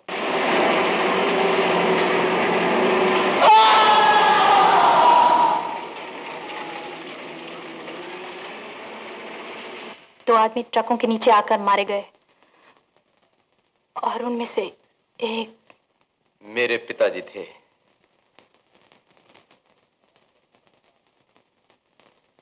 आशा, क्या ऐसा होता है? कैसा हो सकता है कि एक बाप अपनी दौलत पोजीशन की खातिर अपने बेटे की जान ले ले? कहा जाता है सर उत्तम चंद्र को नहीं मालूम था कि सड़क पे लेटने वालों में उनका बेटा भी था, मगर जो लेटे थे उनमें से हर एक किसी बाप का बेटा था। कहते हैं बेटे की मौत ने उनके दिल को ऐसा झटका दिया कि 2 महीने बाद वो हार्ट अटैक में चल बसे। लेकिन मरने से पहले उन्होंने सारी जायदाद अपने पोते यानी तुम्हारे नाम कर दी। मगर मेरी माँ का क्या हुआ? इसके बारे में अखबारों में कुछ नहीं मिला। कितने महान थे तुम्हारे पिताजी, अपने उसूलों के लिए जान दे दी। आशा, आज मेरा सर फख्र से ऊंचा हो गया है, मगर डर के मारे दिल भी धड़क रहा है। इतने बड़े आदमी का बेटा होना एक बहुत बड़ी जिम्मेदारी है। Thank you sir, thank you madam.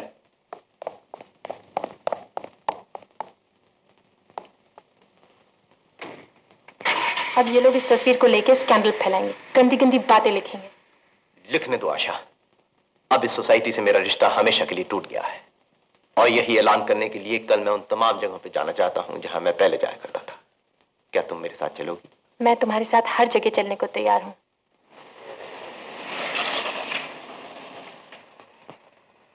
Good evening madam.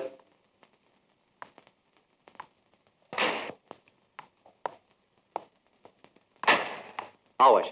सलाम गौतम साहब। क्यों भाई, कैसे हो? ठीक है साहब, बहुत दिन बाद आए साहब। Thank you.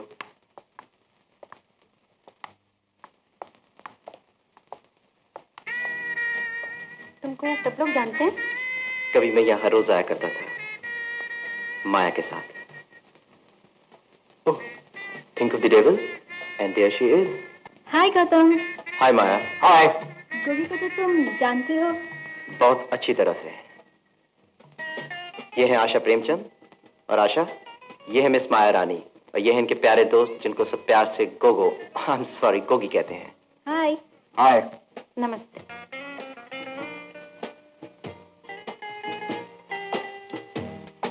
Hi Gautam, how are you? Hello, ये है आशा प्रेमचंद, और आशा ये है मेरे पुराने दोस्त सतीश। नमस्ते जी। नमस्ते। कहाँ है? 3 दिन से नजर नहीं आए। आज के बाद भी शायद नजर नहीं आऊंगा। क्यों, फॉरेन जा रहे हो क्या? कुछ ऐसा ही समझो। बड़ा लकी हो यार। कहाँ जा रहे हो? पेरिस, स्विट्जरलैंड या लंदन? सतीश, इन सब मुल्कों से भी बहुत दूर। चलो आशा।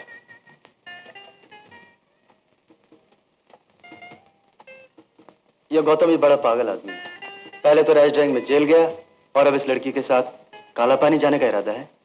लेडीज, मेरा मतलब है लेडी एंड जेंटलमैन।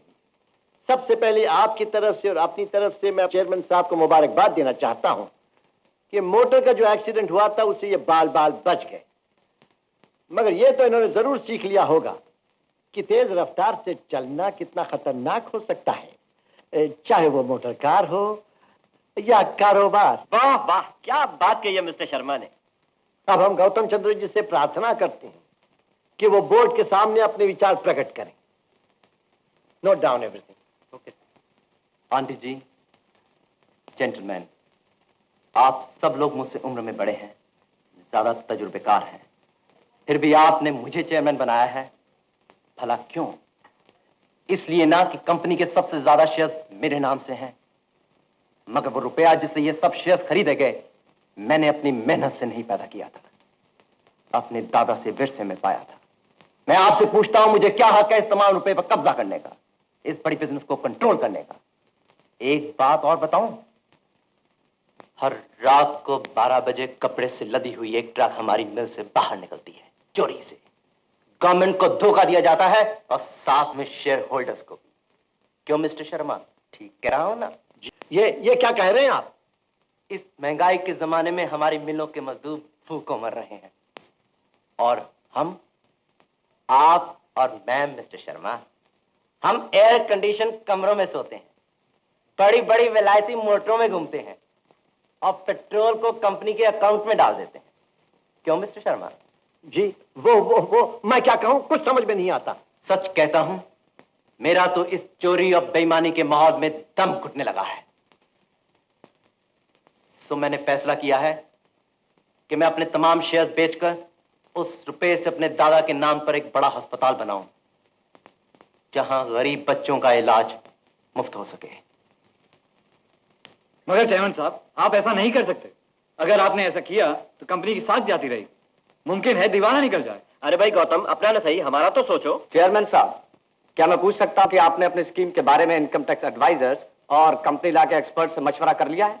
जी हां, मैंने मशवरा किया है, अपनी आत्मा से, अपने जमीर से। मैंने कहा था ना कि मैं कंपनी को नए ढंग से चलाना चाहता हूं। सच बात तो यह है कि मैं अपनी जिंदगी को नए ढंग से चलाना चाहता हूं। गौतम गरीब बच्चों के लिए अस्पताल बनाए, इससे अच्छा और क्या हो सकता है?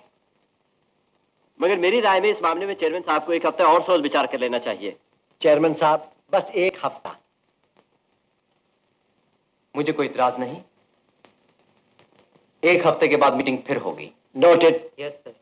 तो आज की मीटिंग बर्खास्त की जाती है।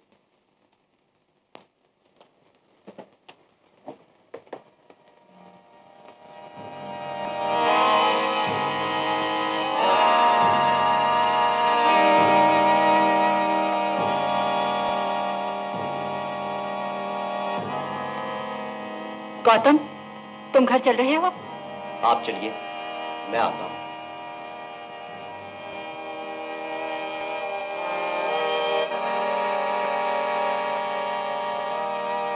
दादाजी, आपने मेरे पिताजी को अपनी दौलत से मार डाला था, लेकिन मैं आपकी दौलत से और आपके नाम से अनिल जैसे गरीब और बीमार बच्चों के लिए इतना बड़ा अस्पताल बनवाऊंगा कि दुनिया आपको हमेशा याद करेगी। मैं मिस्टर गौतम चंद्र से बात करना चाहती हूँ। क्या कहा? उनकी तबीयत खराब है? बहुत खराब है?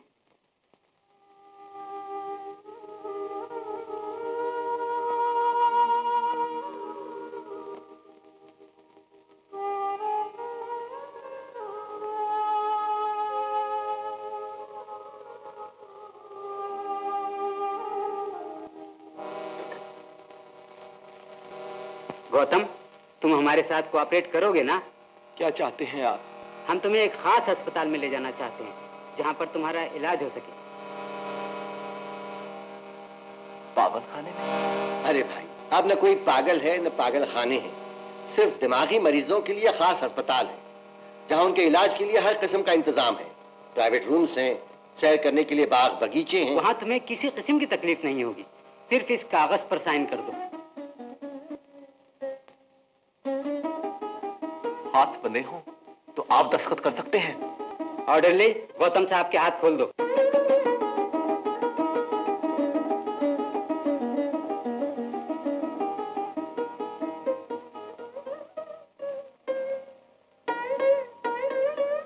ठहरो।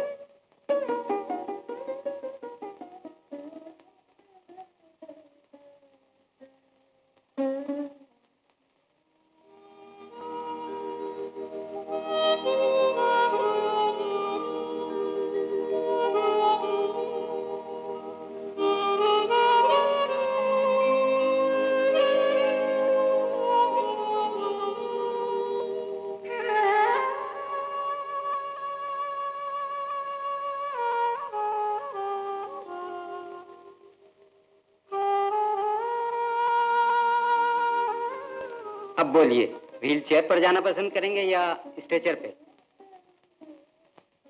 व्हील चेयर पर।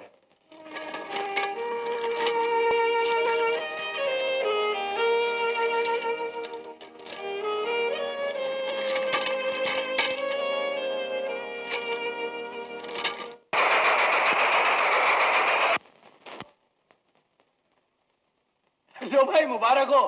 वो जो अपना गौतम सेठ था ना, उसे एक पागल समाज ने पागल करार दे दिया।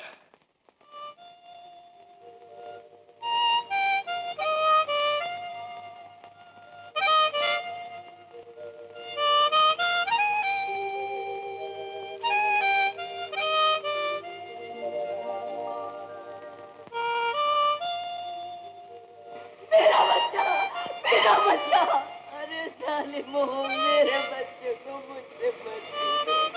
मेरे बच्चे को मुझसे बचा दो, बच्चे। तुम प्रेस वाले बड़े संगदिल होते हो। कोई बेचारा मरे या पागल हो जाए, मगर तुम्हें फ्रंट पेज का मसाला चाहिए। मगर ये तो सोचिए डॉक्टर साहब, अगर हमारे जैसे अखबार भी आवाज न उठाएं तो जुल्म और जुर्म, करप्शन और काले धंधे कितने बढ़ जाएं। मगर गौतम चंद्रा के केस में ना तो जुल्म है ना जुर्म।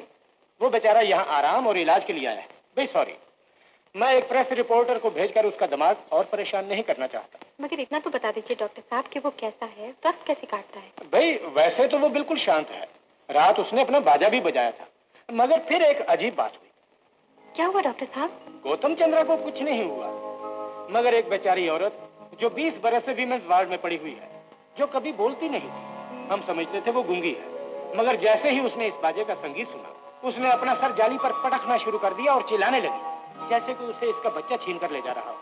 सो हमें गौतम चंद्रा से रिक्वेस्ट करना पड़ा कि वो अपना संगीत बंद कर दे। बड़ी अजीब बात है।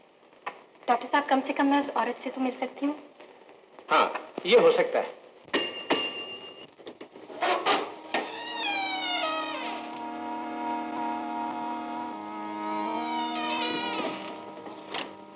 मुझसे डरो नहीं, मैं डॉक्टर नहीं हूँ, वार्डन नहीं हूँ।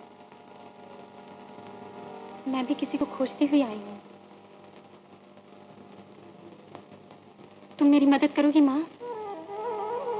माफ करना, मेरे माँ बाप मर चुके हैं, सिर्फ एक छोटा भाई है। परसों से किसी को माँ नहीं कहा। फिर कहो माँ, फिर कहो माँ, मेरी मदद करो माँ। डर मत गौतम, मेरे लाल, मेरे होते तुझे कौन जबरदस्ती ले जा सकता है?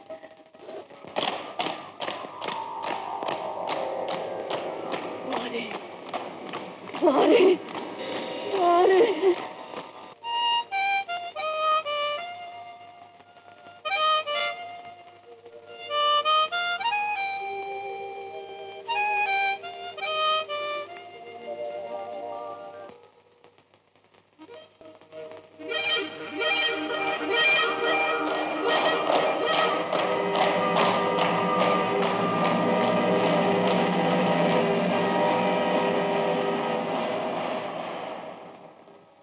गौतम चंद्र वल्द अशोक चंद्र एलियस अशोक भारती, तुम अब अपने दादा सर उत्तम चंद्र की सारी जायदाद के कानूनी वारिस हो।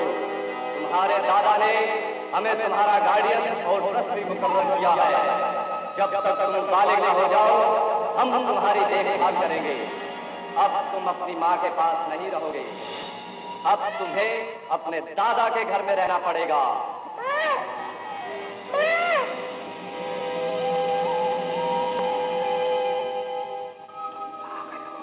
तुम पागल हो, तुम पागल हो, तुम पागल हो,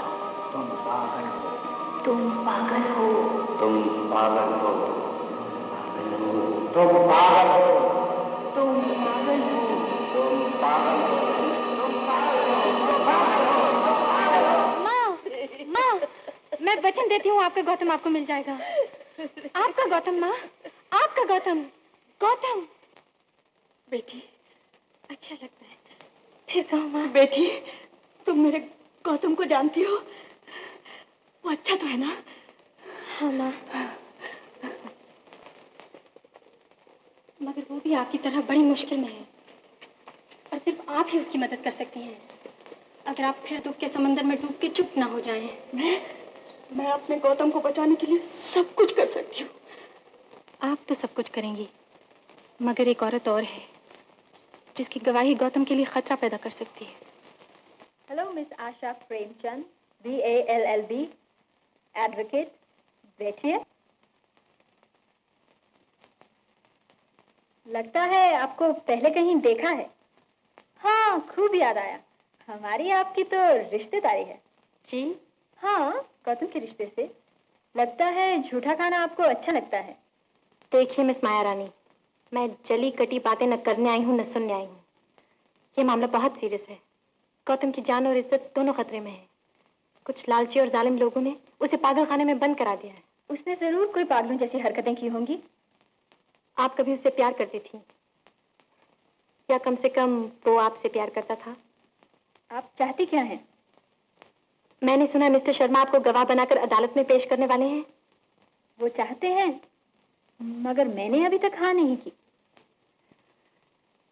गौतम की वकील की हैसियत से मैं भी चाहूंगी कि आप जरूर गवाही दें। ये जानते हुए भी कि मेरी गवाही आपके खिलाफ जा सकती है? अगर आप गौतम को सचमुच पागल समझती हैं तो जरूर कहिए। मैं आपसे झूठ बोलने को नहीं कहूंगी। बड़ी मेहरबानी है आपकी। लोग कहते हैं किसी औरत के प्यार को ठुकरा दिया जाए तो वो जलन के मारे कुछ भी कर सकती, कुछ भी कह सकती। लेकिन मैं जानती हूँ कोई भली औरत किसी को दुख देने के लिए झूठ नहीं बोलेगी। ये आपको किसने कह दिया कि मैं भली औरत हूँ? देखिए मिस प्रेमचंद, मैं आपसे कोई वादा नहीं करती। मैंने तो अभी तक ये भी तय नहीं किया कि मैं गवाही दूंगी या नहीं। Good bye miss Premchand. नमस्ते माया जी।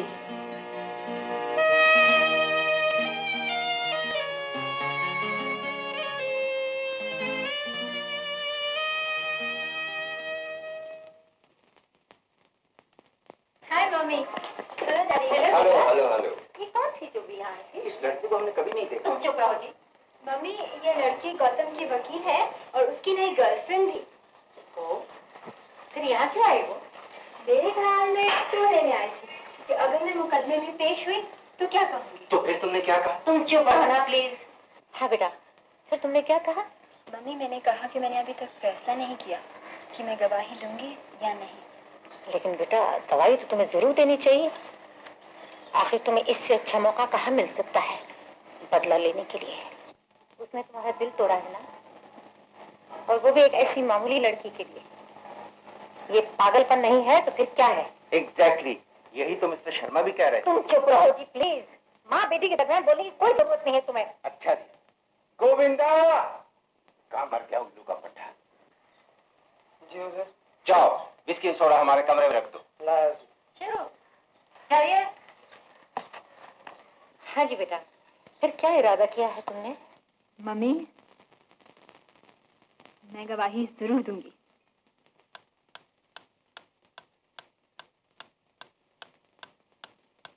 ओह, समझा समझा।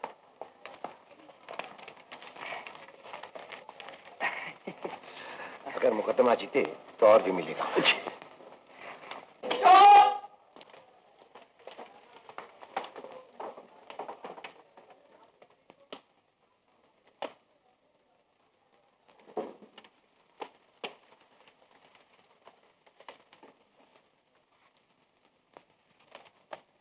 मिस्टर गौतम चंद्र का वकील कौन है?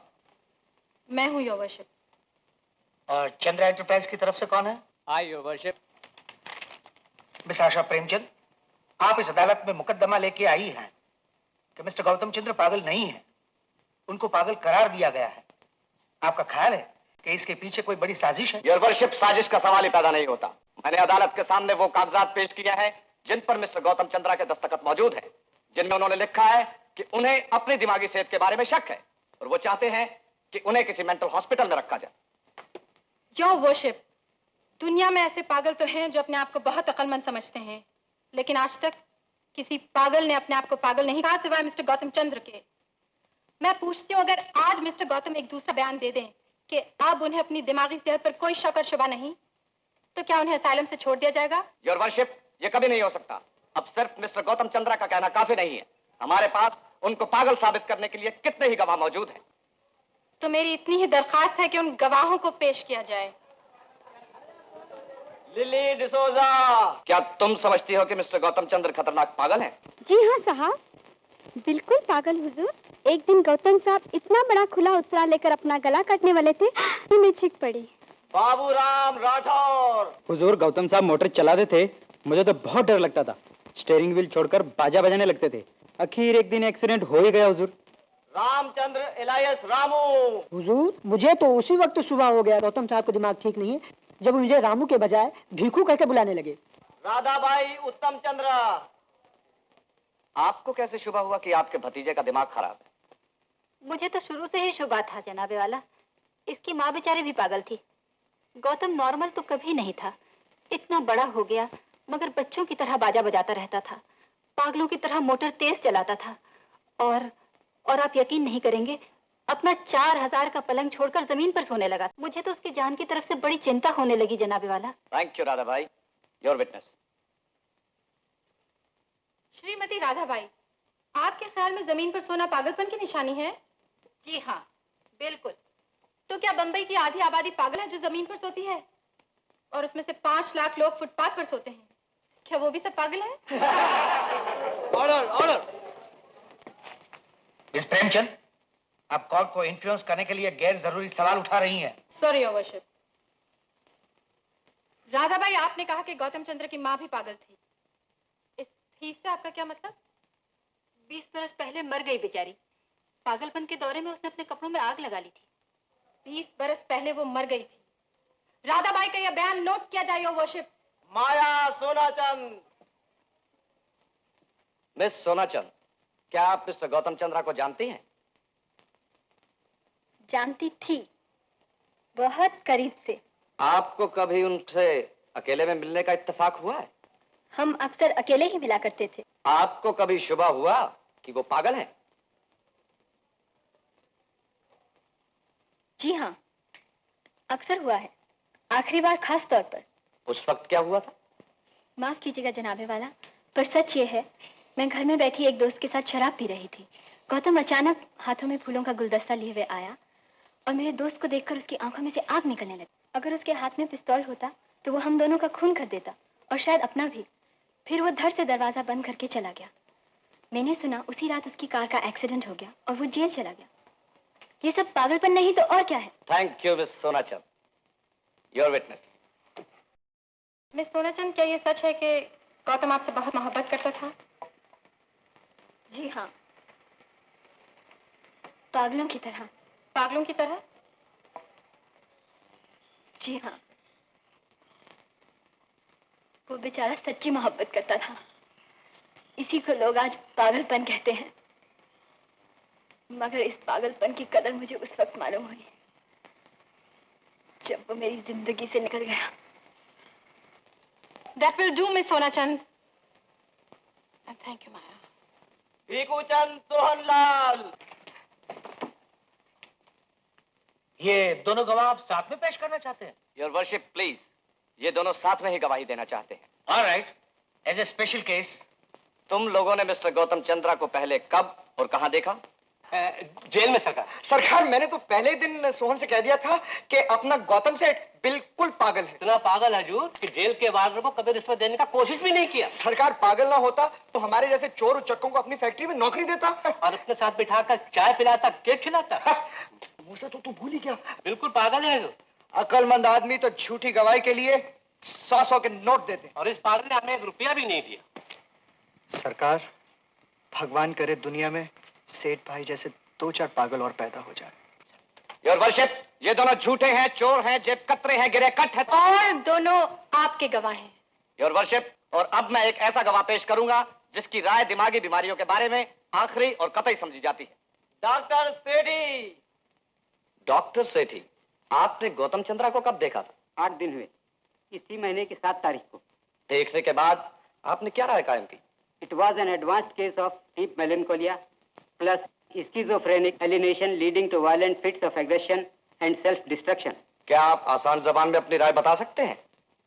भयानक और भयंकर पागलपन। रोगी को दिमागी अस्पताल में रखना क्यों जरूरी था? ऐसी हालत में वो कुछ भी कर सकता था, आत्महत्या कर सकता था, किसी का खून कर सकता था। क्या ऐसा रोगी करोड़ों की बिजनेस की देखभाल कर सकता है? हरगिज नहीं। Thank you. Your witness. Doctor Sethi, Gautam Chandra को देखने के लिए आपको किसने बुलाया था? मिस्टर शर्मा ने। और फीस कितनी मिली थी आपको? 1000 रुपए। इसका केस से क्या? थैंक यू डॉक्टर, मुझे और कुछ नहीं पूछना। योर वर्शिप, हमने गवाहों की मदद से यह साबित कर दिया है कि मिस्टर गौतम चंद्रा को दिमागी अस्पताल में रखना जरूरी था, उनकी जान की खातिर, उनके बिजनेस के खातिर। That's all your worship. Miss Premchand, आपको कुछ कहना है? जी हाँ योर वर्शिप, यहाँ कहा गया है कि गौतम चंद्र को यह बीमारी अपनी माँ से मिली है। इस सिलसिले में मैं सिर्फ एक गवाह पेश करना चाहती हूँ। पार्वती देवी।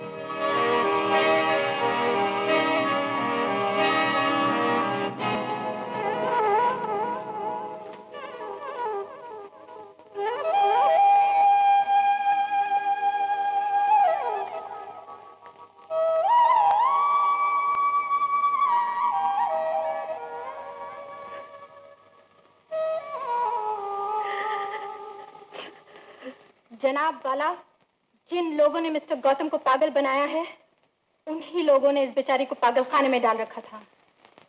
राधाबाई का कहना है कि गौतम की मां मर चुकी हैं। मैं पूछना चाहती हूँ योर वर्शिप, फिर ये कौन है? वर्शिप, ये एक पागल औरत है और कानून एक पागल की गवाही को नहीं मान सकता। मिस प्रेमचंद, क्या यह सच है कि तुम्हारी गवाही इस वक्त पागल खाने से लाई गई है? जी जनाब, मगर वो। आई am sorry miss Premchand, objection sustain. Nurse, उनको आराम से ले जाइए यहाँ।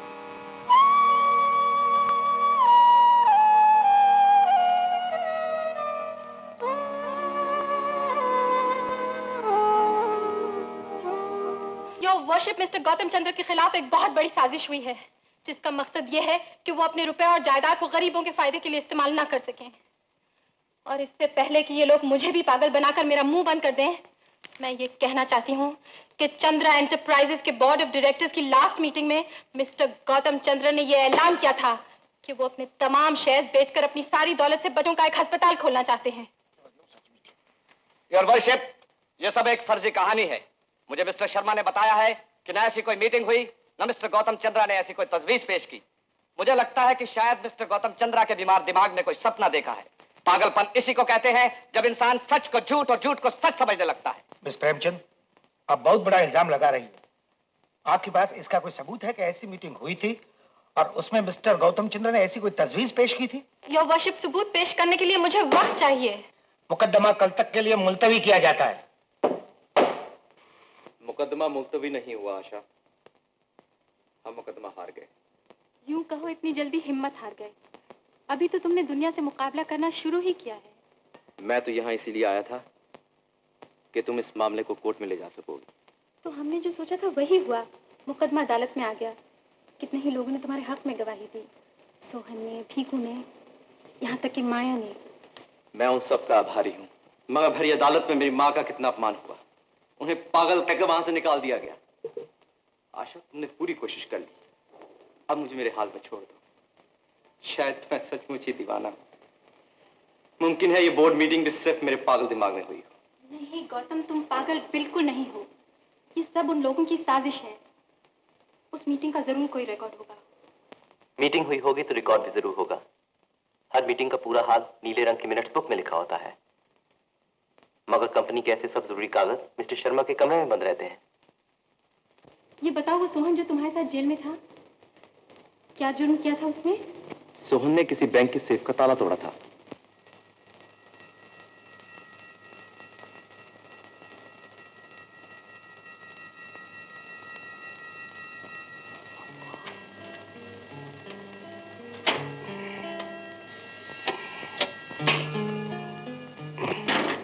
वाह, तू तो कमाल है यार।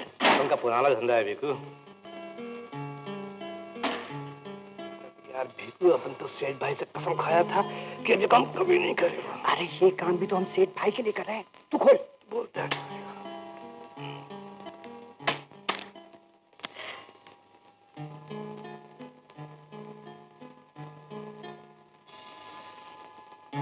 पार्टनर, कर दो पार। नहीं, वो देख रहा है। कौन? भगवान। तुम ठीक होता है, रख देता हूं।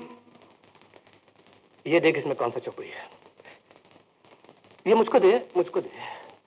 देख, अरे ये होगी नीली वाली, बोर्ड ऑफ डायरेक्टर्स। ये तो ले, मैं फूटा। योर वर्शिप, ये है सबूत की मीटिंग हुई और उसमें गौतम चंद्र ने अपने शेयर के रुपए से अस्पताल के लिए ट्रस्ट बनाने की तजवीज पेश की। ये है उस साजिश की बुनियाद जो मिस्टर शर्मा, राधाबाई और डायरेक्टर ने गौतम चंद्र को पागल साबित करने के लिए तैयार की। योर वर्शिप, मैं इससे भी ज्यादा खतरनाक साजिश का सबूत अदालत में पेश करना चाहता हूँ। आप क्या कहना चाहते हैं? हमें मालूम हुआ है कि मिस आशा प्रेमचंद गौतम चंद्रा से प्रेम का नाटक खेल रही हैं। इस तरह वो एक भोले भाले और कमजोर दिमाग के नौजवान से शादी करके उसकी लाखों बल्कि करोड़ों की जायदाद की मालिक बनना चाहती है। मैं चाहता हूँ मिस आशा प्रेमचंद को गवाहों के कटघरे में खड़ा किया जाए। मिस प्रेमचंद, आप गवाही देने के लिए तैयार हैं? Yes your worship.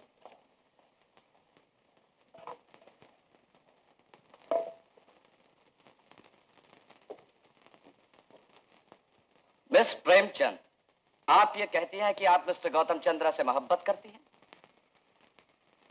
मैं ये कहती नहीं, मैं उनसे मोहब्बत करती हूँ। आपको आजाद अखबार से तनख्वाह क्या मिलती थी? 525 रुपए माहवार। और जिस वक्त आपको इस मोहब्बत का बुखार चढ़ा, उस वक्त मिस्टर गौतम चंद्रा की जायदाद की मालियत कितनी होगी? मुझे कभी दिलचस्पी नहीं रही उनकी जायदाद में। दिलचस्पी थी या नहीं, इसका फैसला बाद में होगा। इस जायदाद की मालियत के बारे में कुछ अंदाजा तो होगा आपको? कहा जाता है 50-60 लाख से ज्यादा की जायदाद है। योर वर्शिप, कुछ देर पहले मिस प्रेमचंद साजिश और कॉन्स्पिरेसी की बात कर रही थी। यह है वो असल साजिश। एक गरीब मगर चालाक लड़की अपनी मोहब्बत के जाल में फंसाकर एक कमजोर दिमाग के अमीर नौजवान की जायदाद की मालिक बनना चाहते हैं। ये झूठ है, ये झूठ है। आप मेरी इज्जत पर, मेरी मोहब्बत पर कीचड़ उछाल रहे हैं। बस मुझे और कुछ नहीं पूछना।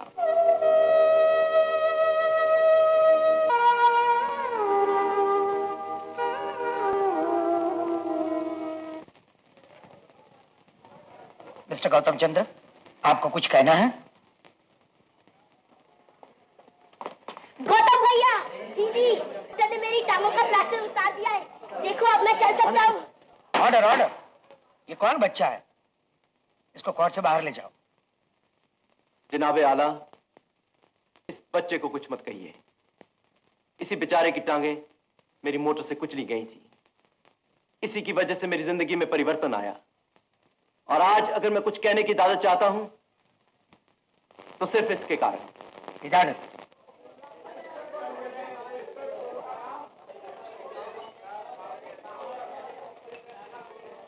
जनाबे वाला, इन सब लोगों का कहना है कि मैं पागल हूं इसलिए कि मैं ये पुराना बाजा बजाता हूं। मैं समझता था कोई भी बाजा बजाना ना पाप है, ना जुर्म है और ना ही कोई पागलपन की निशानी है। जब भी कोई आदमी बहुत खुश होता है या बहुत परेशान होता है या किसी बात पर बहुत सोच विचार करता है तो अपने दिमाग के सहारे के लिए कोई ना कोई बहाना ढूंढता है। कोई मूछें मरोड़ता है और कोई बाजा बजाता है, कोई गीत गुनगुनाता है और कोई पेंसिल चबाता है जैसे कि बैरिस्टर साहब चबा रहे हैं, और कोई पेपर वेट को लट्टू की तरह घुमाता है जैसे माफ कीजिएगा आप कर रहे हैं। मगर ये बाजा सिर्फ बाजा ही नहीं, ये मेरा बचपन है, ये मेरी मां की निशानी है। ये मेरी गरीब मां ने मुझे 5वीं सालगिरह पर दिया था, जिसके 2 दिन बाद ही मुझे उसकी गोद से छीनकर दौलत की गोद में डाल दिया गया। मेरे बाप तो पहले ही मेरे दादा के एक ट्रक के नीचे आकर जान दे चुके थे। मुझे कहा गया था मेरी मां ने पागलपन में अपने कपड़ों में आग लगा दी थी, मगर कल मुझे मालूम हुआ कि वो न मरी थी न पागल हुई थी, बल्कि उन्हें झूठ मूठ पागल बनाकर पागलखाने में बंद करा दिया गया था। जनाबे वाला, मैं पहले भी हाथ छोड़कर मोटर चलाता था, पहले भी माउथ ऑर्गन बजाता था, पहले भी कटोरे रेजर से शेव करता था। तब किसी को ख्याल नहीं आया कि मैं पागल हूं, इसलिए कि मेरी आमदनी का बड़ा हिस्सा उन लोगों की जेबों में जाता था। वो चाहते थे कि मेरी बिजनेस को अपने ढंग से और अपने काले धंधे के फायदे के लिए चलाएं, गवर्नमेंट को और शेयर होल्डर्स दोनों को धोखा दें। लेकिन जब मैंने उनके हथकंडे जान लिए और अपनी बिजनेस को उनके हाथों से लेकर उसका सारा मुनाफा और अपनी शेयर्स की सारी कीमत को एक बच्चों के अस्पताल को दान देने का इरादा किया, तब मैं उनको पागल नजर आने लगा। मुझे अफसोस है इन लोगों में मेरे पिताजी की छोटी बहन भी शामिल है, जिनको मैंने बचपन से आज तक अपनी मां की जगह समझा था। अफसोस तो ये है कि वो कैकेयी जैसी मां साबित हुई। फर्क सिर्फ इतना है कि कैकेयी ने राम को वनवास दिया और इन्होंने गौतम को पागलखाना।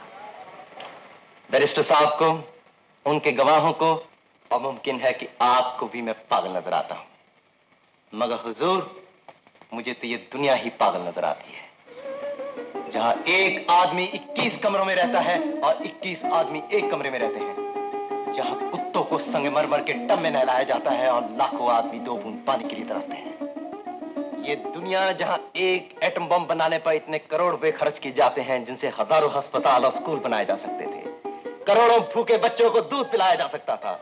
ये दुनिया जहां इंसान ने करोड़ों अरबों रुपए खर्च कर जमीन से चांद तक की सड़क बना दी है, लेकिन ऐसी कोई सड़क आज तक नहीं बना सका जो एक इंसान के दिल से दूसरे इंसान के दिल तक जाती है। जमीन और आसमान का फासला कम हो गया है, लेकिन इंसान और इंसान में फासला कम नहीं हुआ। अब आप फैसला कर सकते हैं कि पागल कौन है, मैं या ये दुनिया। Thank you honour.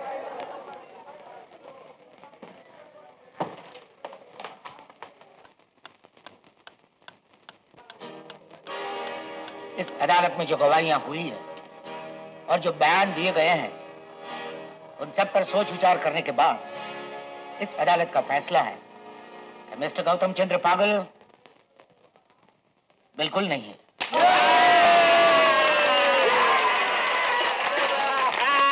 Honour honour, वो शायद इस पूरी अदालत में सबसे समझदार आदमी है। अगर कोई उनको पागल कहता है तो इस पागल दुनिया को कितने ही और ऐसे पागलों की जरूरत है। मिस्टर शर्मा, आप किधर जा रहे हैं? बैठ जाइए। अदालत अभी बर्खास्त नहीं हुई, फैसला अभी पूरा सुनाया नहीं गया। अदालत हुक्म देती है कि चंद्रा एंटरप्राइजेज के हिसाब किताब की पूरी जांच की जाए और मिस्टर शर्मा पर और राधाबाई पर झूठी गवाहियां पेश करने के लिए मुकदमा चलाया जाए।